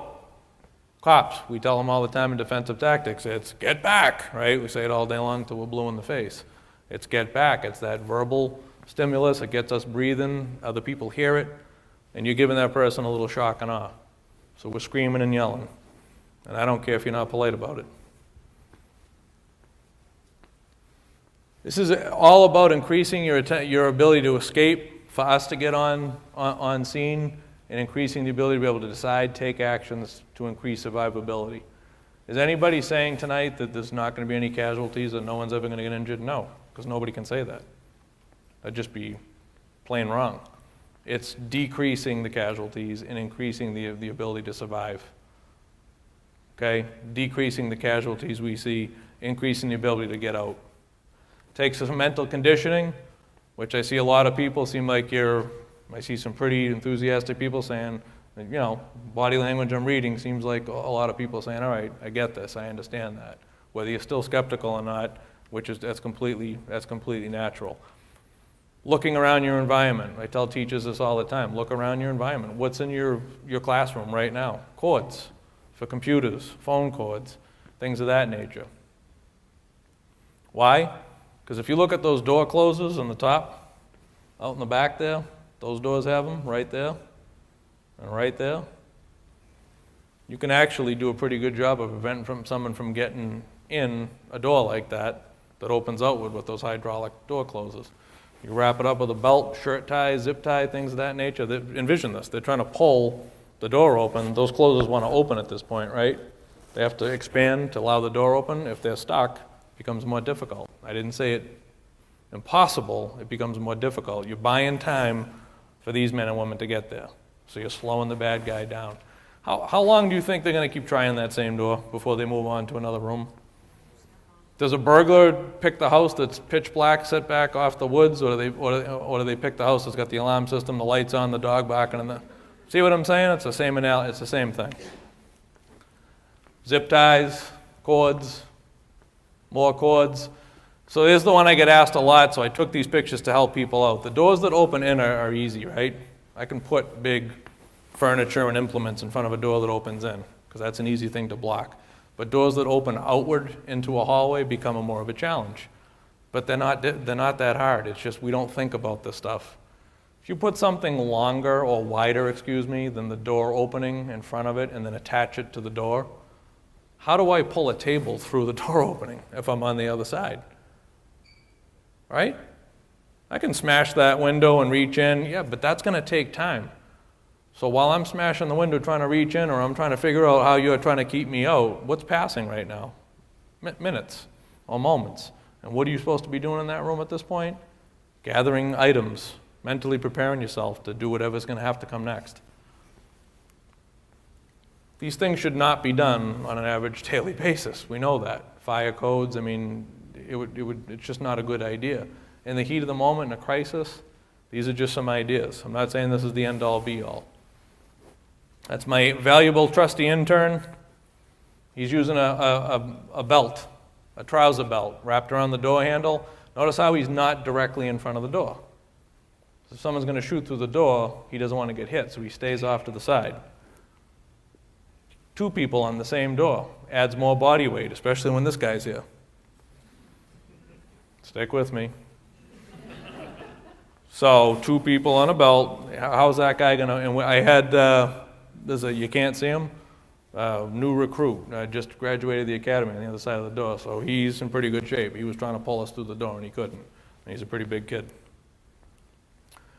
Again, I'm not skipping over anything, I'm just giving you some ideas because I know we have, in the interest of time, we're gonna keep moving here. Extension cords. Got that nice rubber sheathing to them, provides a lot of friction. It's not gonna slip, maybe like rope would be, so I love extension cords. This one just happens to have built into it a 3-prong outlet.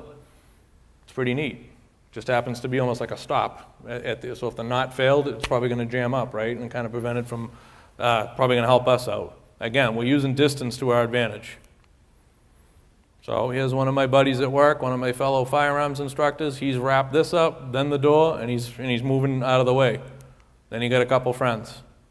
It's gonna be pretty difficult to open that door. Barricading, always an option. Just keep your options open. Barricading plus extension cords. Again, barricading plus other implements to help you out. So here's the intern. God bless this kid.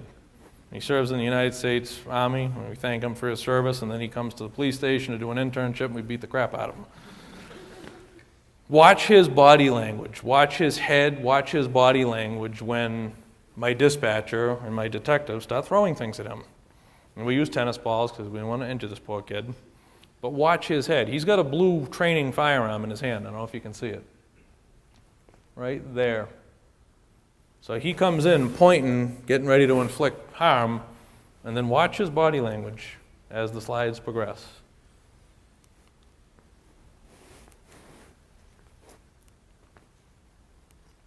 So as they're doing that, now people in the room are rushing. But let's pause for a second. Where are we right now? What is causing us to even get to this stage? See if you're paying attention. We're not running down the hallway doing this, are we? He got in the room. The barricade failed, or it happened so fast, it just erupted outside the hallway, and he came flying in. We got to do something, because what's going to happen when he gets in the room? He's just going to start shooting everybody, right? So I'm not trying to be disrespectful or I don't want to come off as condescending. It's just, that's so important for people to understand. That's what this counter piece is. It's only when necessary. Only when necessary. So now they're grabbing arms and legs and they're taking him down. And down he goes. Part of Alice, I'll just share it with you right now, is if the gun falls out, what's in every classroom? A trash barrel. What do we do with the trash barrels? Tip them upside down, cover the gun with it, and someone sits on it and everyone keeps their hands up. So 4 or 5 people pig pile on this guy and they're sitting on him, and these guys come in like this with all their guns. The kids during Alice are trained to say, hey, they get their hands up, he's under the pile, we're not going to do anything until you tell us to. And little Timmy is sitting on a waste barrel as the guy's gun fell out. We're not going to do anything until you tell us to. Because if I walk in as a police officer and one of the good kids that isn't the problem picks up the gun because he thinks he's doing the right thing, I got a very split-second decision to make that's not fun. Because I have no idea who's who. Because I'm amped up. I'm coming in there, I hear gunshots, I may have walked over some people that are victims, and I don't know what's going on. So it's unfair to the kids, it's unfair to law enforcement to put us in that situation. That's part of the Alice protocol, is to teach them what to do. You may be thinking, I'm not going to point anybody out, you may be thinking, baloney. Kids can't handle that. I'm going to fast forward real quick to the drills we did in Wilmington this year after we completed all our training and we drilled the schools. I come around the corner, so I put one of my bad guys into a classroom, and all I heard was, get the trash barrel, get the trash barrel. I'm like, what is going on? Because I was just like trying to keep track of the day. I mean, it was a lot of responsibility. So I just momentarily just wasn't registering, like, get the trash barrel. It's like I'm walking in a room, there's a 15-year-old girl and a 15-year-old boy screaming for everyone to get the trash barrel. And just as I open the door to come in, there's one of my other police officers, firearms instructors, with a couple kids on top of him because he played the bad guy. They bring him to the ground. I see some other kid go, kick the gun clear across the room. What do we expect kids to do at this age when they see a toy gun? show off, do all this stuff in front of their friends. It's the complete opposite. One kid kicks it to the front of the class, and that's the part I had heard, get the trash barrel. So they got the trash barrel. They covered it, and they sat on it. I'm not a terribly emotional person. I'm a big burly police officer, right?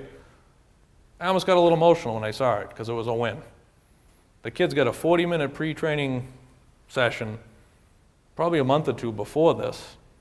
They were showing a video, and this was the end result. And I told them, I said, stop. And everyone turned like, uh-oh. The guy that did the big presentation's mad at us. I said, good for you. That's exactly what we want you to do. The kids are capable. The teachers are capable. The kids are capable. They'll make you proud every time, trust me. This can be done with 2 people. You don't need 4. Key thing here is your perception is your reality. If you're in that room, it's not my perception or their perception as police officers. We're not there yet. It's your perception is your reality. People often ask, what if I make the wrong decision? Is there any right decision in a situation like this? There's using your training and knowledge to make the best decision you can possibly make at that given time under extreme amount of stress and during a crisis situation. You do the best you can. Again, be aggressive, action beats reaction every single time. If you walk into a room knowing you're going to punch me in the face and I don't know what's coming, what's going to happen? You're probably going to be able to punch me in the face before I can defend myself, unless we start training people a little differently to recognize the signs of violence. Love this little quote. We'll wrap it up here in a couple minutes. In a moment of decision, the best thing you can do is the right thing. Next best is the wrong. The worst thing you can do is nothing. And that's really this whole program in a nutshell. Don't just do nothing. You have to do something. This is the old lockdown. What do you think again? I asked you this a little while ago. This is the old lockdown. What do you think? It's the old lockdown. A little better. It's called turtling. They're using backpacks with books to cover their vital organs in their heads. A little better, but still not great. This is the Alice piece. Throwing things at them. New York City Police Department active shooter policy, they call it evacuate, hide, and take action. It's their citywide emergency management plan response to active shooter for retail establishments, businesses. Does this sound familiar? Just sounds like Alice, just called something different, right? Evacuate, hide, take action if necessary. This is all online, you can read it. Department of Homeland Security, endorsed by the International Association of Chiefs of Police a couple of years ago, evacuate, hide out, take action against the active shooter. Again, active shooter event, not a robbery.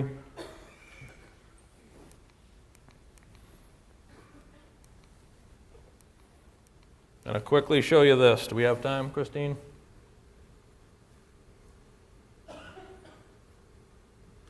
These are Wilmington kids. And don't mean to embarrass you, Matt, but a kid just like Matt, kid that volunteers his time, good kid, likes what he does, offered to help us with this in Wilmington. And I'm thinking, all right, it's going to be a student video. We'll see how this works. I was pretty damn impressed. This kid did a great job. Great job. This is basically what we just talked about in the past hour or so The Wilmington Public in a Schools video. takes pride in being a safe place to learn and grow. However, it is possible for someone to come onto campus to cause harm or threaten our students, staff, and visitors. Our school's safety administration have partnered with the Wilmington Police Department and work hard every day in an effort to promote a safe environment.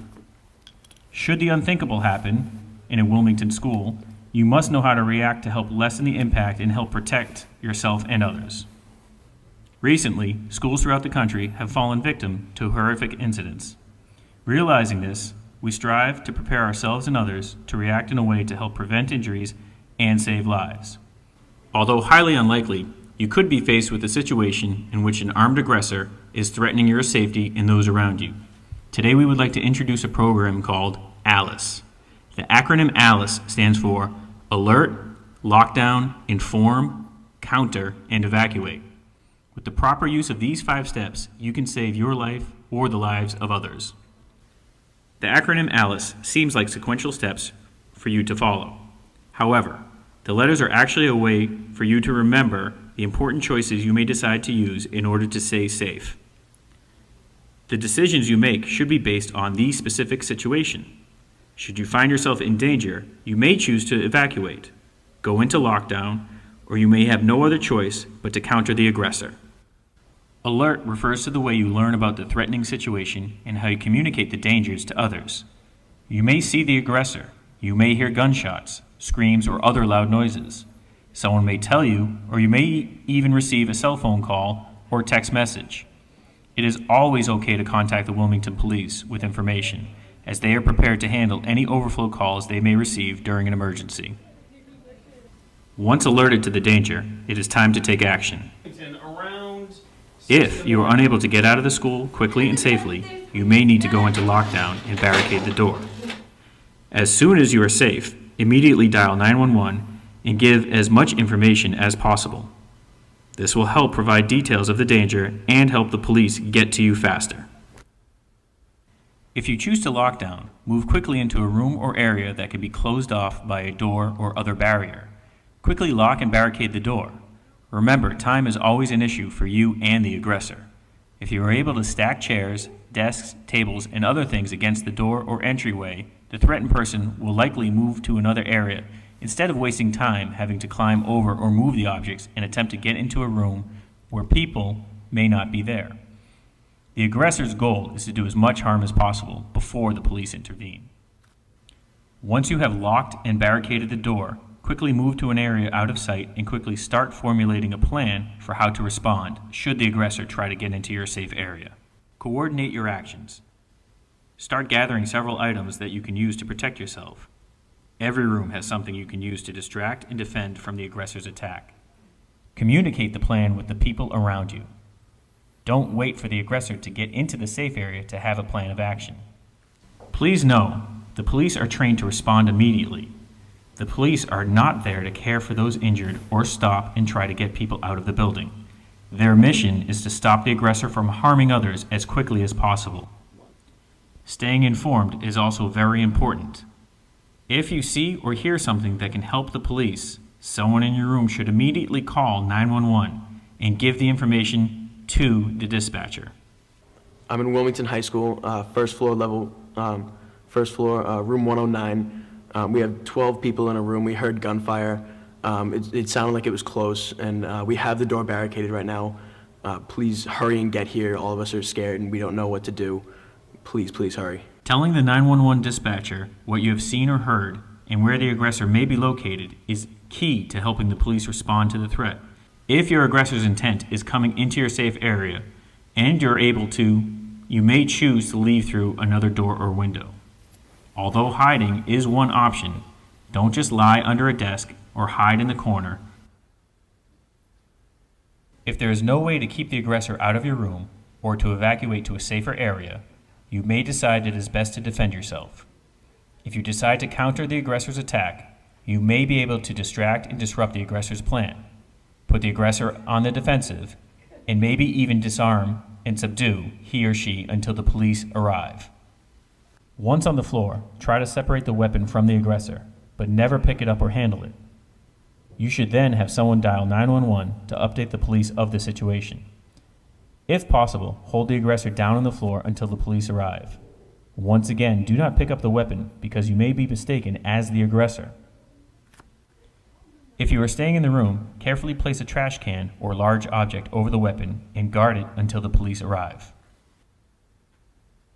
If the person on the floor is still a threat, you may choose to leave the room.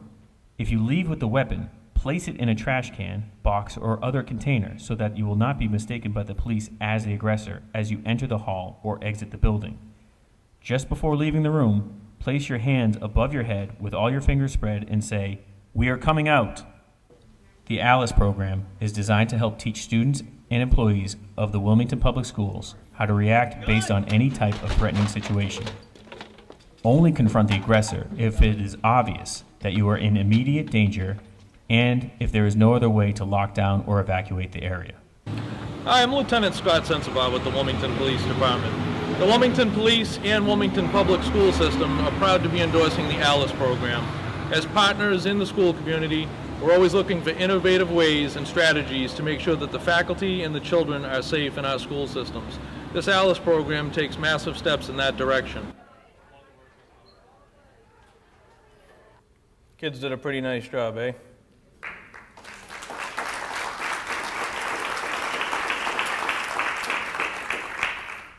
Before I step away, I want to thank you folks again, just for the, I mean, I can see the attention and the kind of sitting on the edge of the seat for some of the stuff, because as parents, as educators, I know it's tough to listen to this stuff. I really got to thank Chiefs Leahy and Moran and Christine and both communities, Northborough, Southborough. Just driving around down here, I come down a little bit early, I found some new territory to bring my bike down for a nice ride. You get some nice towns there, very beautiful area. So I'm certainly available for any questions, things of that nature. I'm going to turn it over to them. I thank you very much for allowing me to come down here, a good group of people. Appreciate it.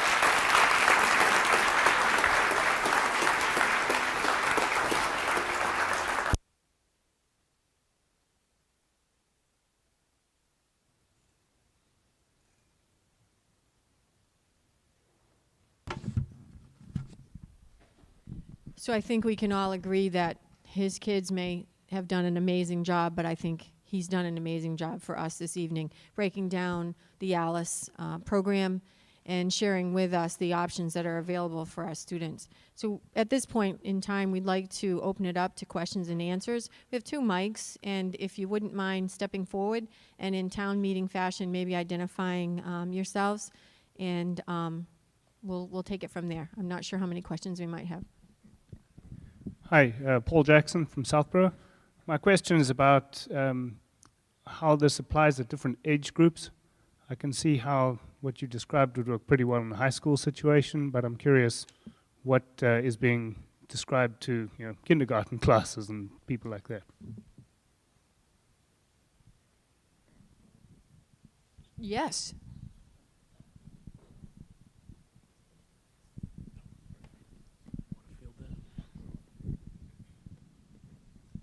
That is an outstanding question, and I can tell you what we're doing in Wilmington is during the initial unveiling and training was targeting the high school and the middle school initially for the full program, including the counter piece. All right, so the whole, they get everything. They get all the training, all the information, the faculty and the kids. We were looking at, as a district, prior to Newtown, admittedly, doing a modified ALICE throughout the rest of the district, but these things take time. Like any district, roughly the same size as yours, you have to be very methodical and you got to address these things slowly so you don't rush it and make any mistakes. So we were looking at different ways to address the younger kids, and what we were pretty satisfied in doing was giving them the ALICE training, but maybe not the counter piece for the real young kids, right? Because you can't envision a kid in kindergarten or a first grader throwing coffee cups and books and stuff like that. And, well, you could envision that. But you can't envision them tackling someone my size and bringing them to the ground. That's an established fact. We're on the same page there. What we did agree with at the time was every faculty member of all the grades would get the full ALICE training, right? Because special needs populations, the real young kids that may not be able to really perform the full ALICE piece, including the counter piece, it's going to be up to the adults to be their protector warriors, if you will, until the law enforcement gets there. So that's what we decided to do. And then a post-Newtown, within a couple days, my superintendent and I and the safety committee had a talk, and we went full bore with continuing to plan. See, that happened, and we had already had on the table all our plans for training the faculty. We had the dates identified, training the kids, when we were going to drill it, when our parent information night was going to be. And then it just really ratcheted up this year's goals, current school year we're in now, is our safety committee has been charged with implementing a strategy to deal with the younger kids, all the ways from, like I said, kindergarten all the way up. I've been working with a lot of private schools, doing the same type of thing, that have a full range of kids from preschool all the way up to preteen, and so on and so forth. Folks with physical disabilities and emotional special needs as well, and you have to take that all into account.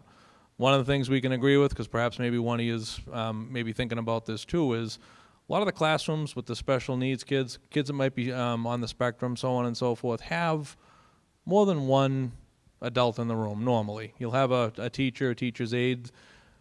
You have to strategize this. You have to talk about this as a district as to what your protocol is going to be to help respond, to help these kids. Because some kids may be able to evacuate in a group with everyone else. Some kids might not be able to do that. It just might, they might be in a situation where they just can't. They might freeze. It's not their fault. It is what it is. But we just can't sit there and go, well, that's what it is. We may have to decide our best option at that point is to barricade, is to lock down and barricade. It's a tough decision for any teacher to make. But again, we're giving folks options. I hope that answers your question. So there are modified approaches to doing that. You know, again, we can all envision a six-year-old throwing stuff and screaming, but we're not going to put them in that position to go and tackling someone my size. It's just not going to work. If I could, just as an offshoot of that, remember in the Sandy Hook crisis that there were a group of elementary school children who found their way to a nearby neighbor. It was an older gentleman who's told the story to the national media on a number of occasions. So they were in a situation where they had to organize themselves, but still saw the wisdom in evacuating the situation they were in. Yeah, that is very helpful. So one follow-up is a question about the inform part of it. I'm picturing a high school class being able to hear that information coming across the intercom and being able to deal with that. And I'm curious as to how you effectively inform a very young population without having them go into complete panic mode. This is kind of a favorite topic of mine.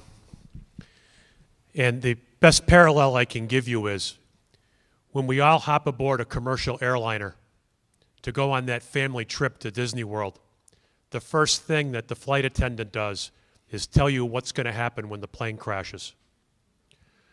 Certainly, when the first fire drill was held, there was concern. For folks that live in Tornado Alley, I'm sure there was concern. I think we have to give the kids credit. This only works when the alert and inform component is worked in every school, regardless of the age level. That information is essential. If we're at, again, I'll use Lincoln Street School as an example. If you are experiencing an active shooter at the main entrance, folks who are as close as the CAFA gymatorium have the ability to evacuate. But that information has to be communicated clearly.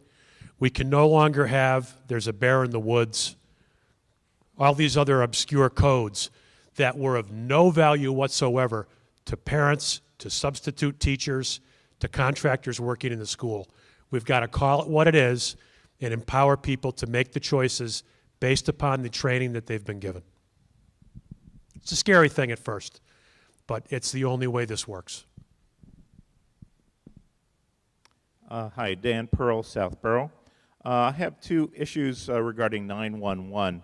The film depicted the students calling 911 as their first alert action, but the film did not depict any warning within the school, which I think would be critical to start the defenses.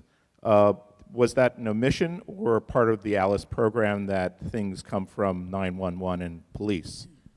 No, all the information I shared with you tonight, the kids have heard that and more. So we didn't take anything out. The faculty and the kids in Wilmington have heard everything that you had to sit through. Okay, and so more. even though we they didn't see the students actually getting on the intercom, calling the main office, or getting on the Right. PA and announcing idea where was the perceived threat was, that was implied by the video? No, not implied. Like I said, the training leading up to this video was shown at the end of a full training session. So the kids were instructed exactly what to do. The faculty members were instructed exactly what to do. We know kids are holding the cell phones, whether we have a policy or not, they have them. So we're encouraging them to share the information with us directly.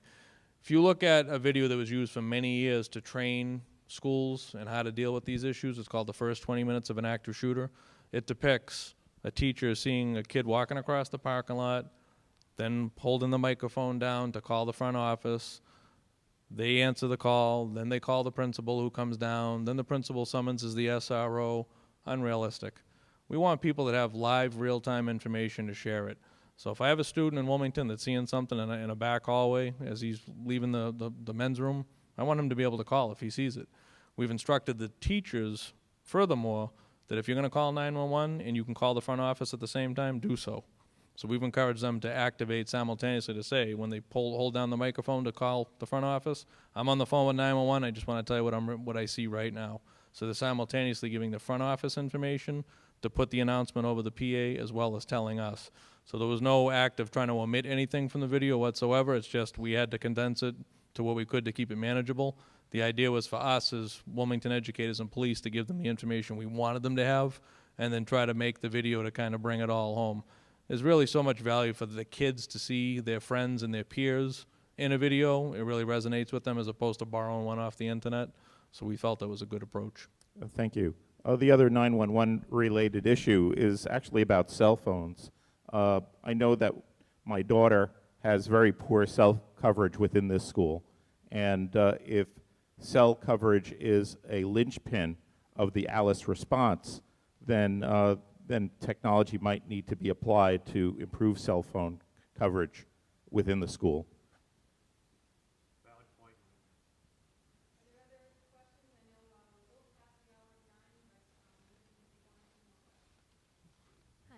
Beth Mello, Southborough. When I saw the presentation, I thought it was great, but the defense of the classrooms reminded me a little bit of MacGyver, if anybody remembers that show. And, I think it's great to be thinking outside the box, but since we're having this discussion, I'm wondering if the teachers are being supplied anything in their classrooms so that instead of saying, gee, am I wearing a belt today, that they actually have something to secure the doorknobs, etc.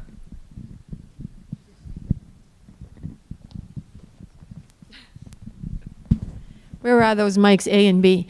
Thank you for that question. And yes, in fact, we are working with our officer team and both Chief Moran and Chief Leahy to ensure that our classrooms not only have the kinds of resources available to them that was reflected in tonight's presentation, but also to have the training on how to most effectively utilize those tools, those techniques. We will be looking at putting safety readiness plans together, not plans, but also kits to support the plans, and much of what you've seen here. A lot of it's already available in a classroom. It's just looking around and be cognizant of the fact that this now becomes something that can increase the rate of survivorship. I will also mention that we have conducted extensive trainings with our teachers. We did present an overview of this program back in May, and we have, in addition to the overviews, done some actual practical application of the ALICE techniques, both with our administrative team and with our teachers. And both, I think Chief Leahy was there to observe, it was amazing to see the change in behavior from our administrative team, who customarily is involved in making sure lockdown procedures are implemented effectively, incorporate what we have learned, because we played the role of the students in those situations, and we heard those alerts over the PA, and how quickly our behaviors changed, and the way we approached the situation, and how we thought very differently, and really worked together just with one presentation. So our officer team has been visiting each of our schools and really building the level of trust in this program and comfort level of our teachers, because we know as more comfortable the teachers are, the more confident the students will be. So we have had no trainings with our students. We promise to communicate with you as we move forward with our safety readiness planning, and that's why we're here this evening. So our teachers are familiar with the techniques, and I just want to share an anecdotal comment. The first time we presented it to the teachers, they said, thank goodness, because we were going out the door anyway. So it was first and foremost in their minds. Does that answer your question, Beth? I would just like to add that we're training students for their own lives, not just for in school, because as you know, shooters have been in places other than just schools, whether it be in a mall or be in a McDonald's or wherever else it might be. So I think these skills are very important. One quick. Okay. Yes, yeah.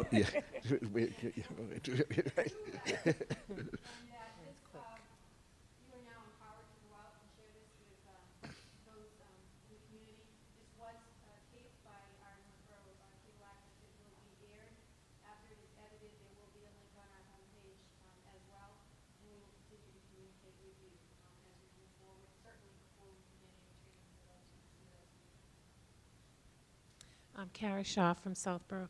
Just one quick question. When are we rolling it out to the students? What's the time? We have been very thoughtful and thorough along the way. This was the next step in moving closer to empowering our students.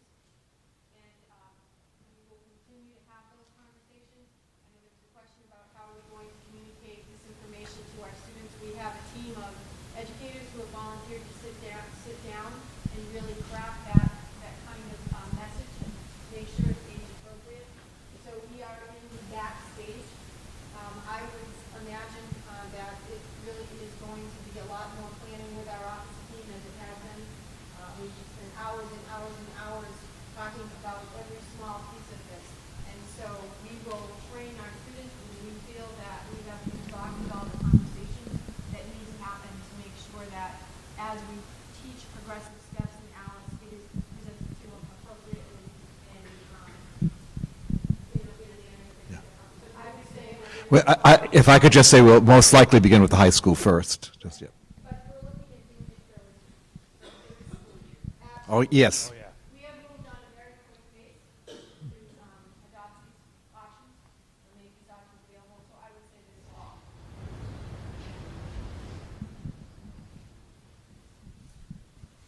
Good evening. Thank you very much for being here. Thank you very much for presenting. It's wonderful to see this kind of information getting out to the public and being videotaped. I think that's very, very important. Even if people just see snippets of information, it's very important. Leslie Rattan, Board of Selectmen, Northborough. It's interesting to me that the bottom line difference between, let's say, yesterday and today is that yesterday it was a very finite set of instructions the kids had. No matter what the situation was, they did A, B, and C. With this new way of looking at it, it's almost a license to act or to act out. So to me, there's really a psychological factor that has to be considered, and that is what do you do about, I would say, probably a high school student who decides to take too much action into their own hands and act out to the point where they're actually endangering everyone else in the room. Is there specific training that's going to be done with staff to make sure that these situations are handled in such a way that there's a confidence in making sure that that person doesn't do that to that extent? Everyone is being trained, from administrators to staff and students. We recognize that in any crisis situation, people will act how they will act. Sometimes they surprise themselves with either an appropriate reaction or under or overreacting. I certainly wouldn't think that that would change in this situation at all. But it's the importance for us of ensuring that there's appropriate instructions given to each age group. And again, in partnership with the schools, for example, for our younger students, we're working in partnership with the faculty to make sure that the verbiage is appropriate for each age group. But clearly, an important part of it will be the importance of following instructions. And looking to the examples that we've seen elsewhere, the kids have taken this very seriously and have understood that this is in their best interest. And we would expect and hope that we would see the exact same thing here, where we enjoy a great relationship with our students anyway. I hope I answered your question, Leslie, with that. Well, thank you so much. We'll be around for a few minutes if there are additional questions. We want to conclude by giving a wonderful round of applause to our presenter, our presenters, really, and thank him so much for coming in, for Christine for all her work, for Mark Leahy and Jane Moran, and of course, Lieutenant Sensabar. Thank you all very, very much, and we'll be here if there are additional questions.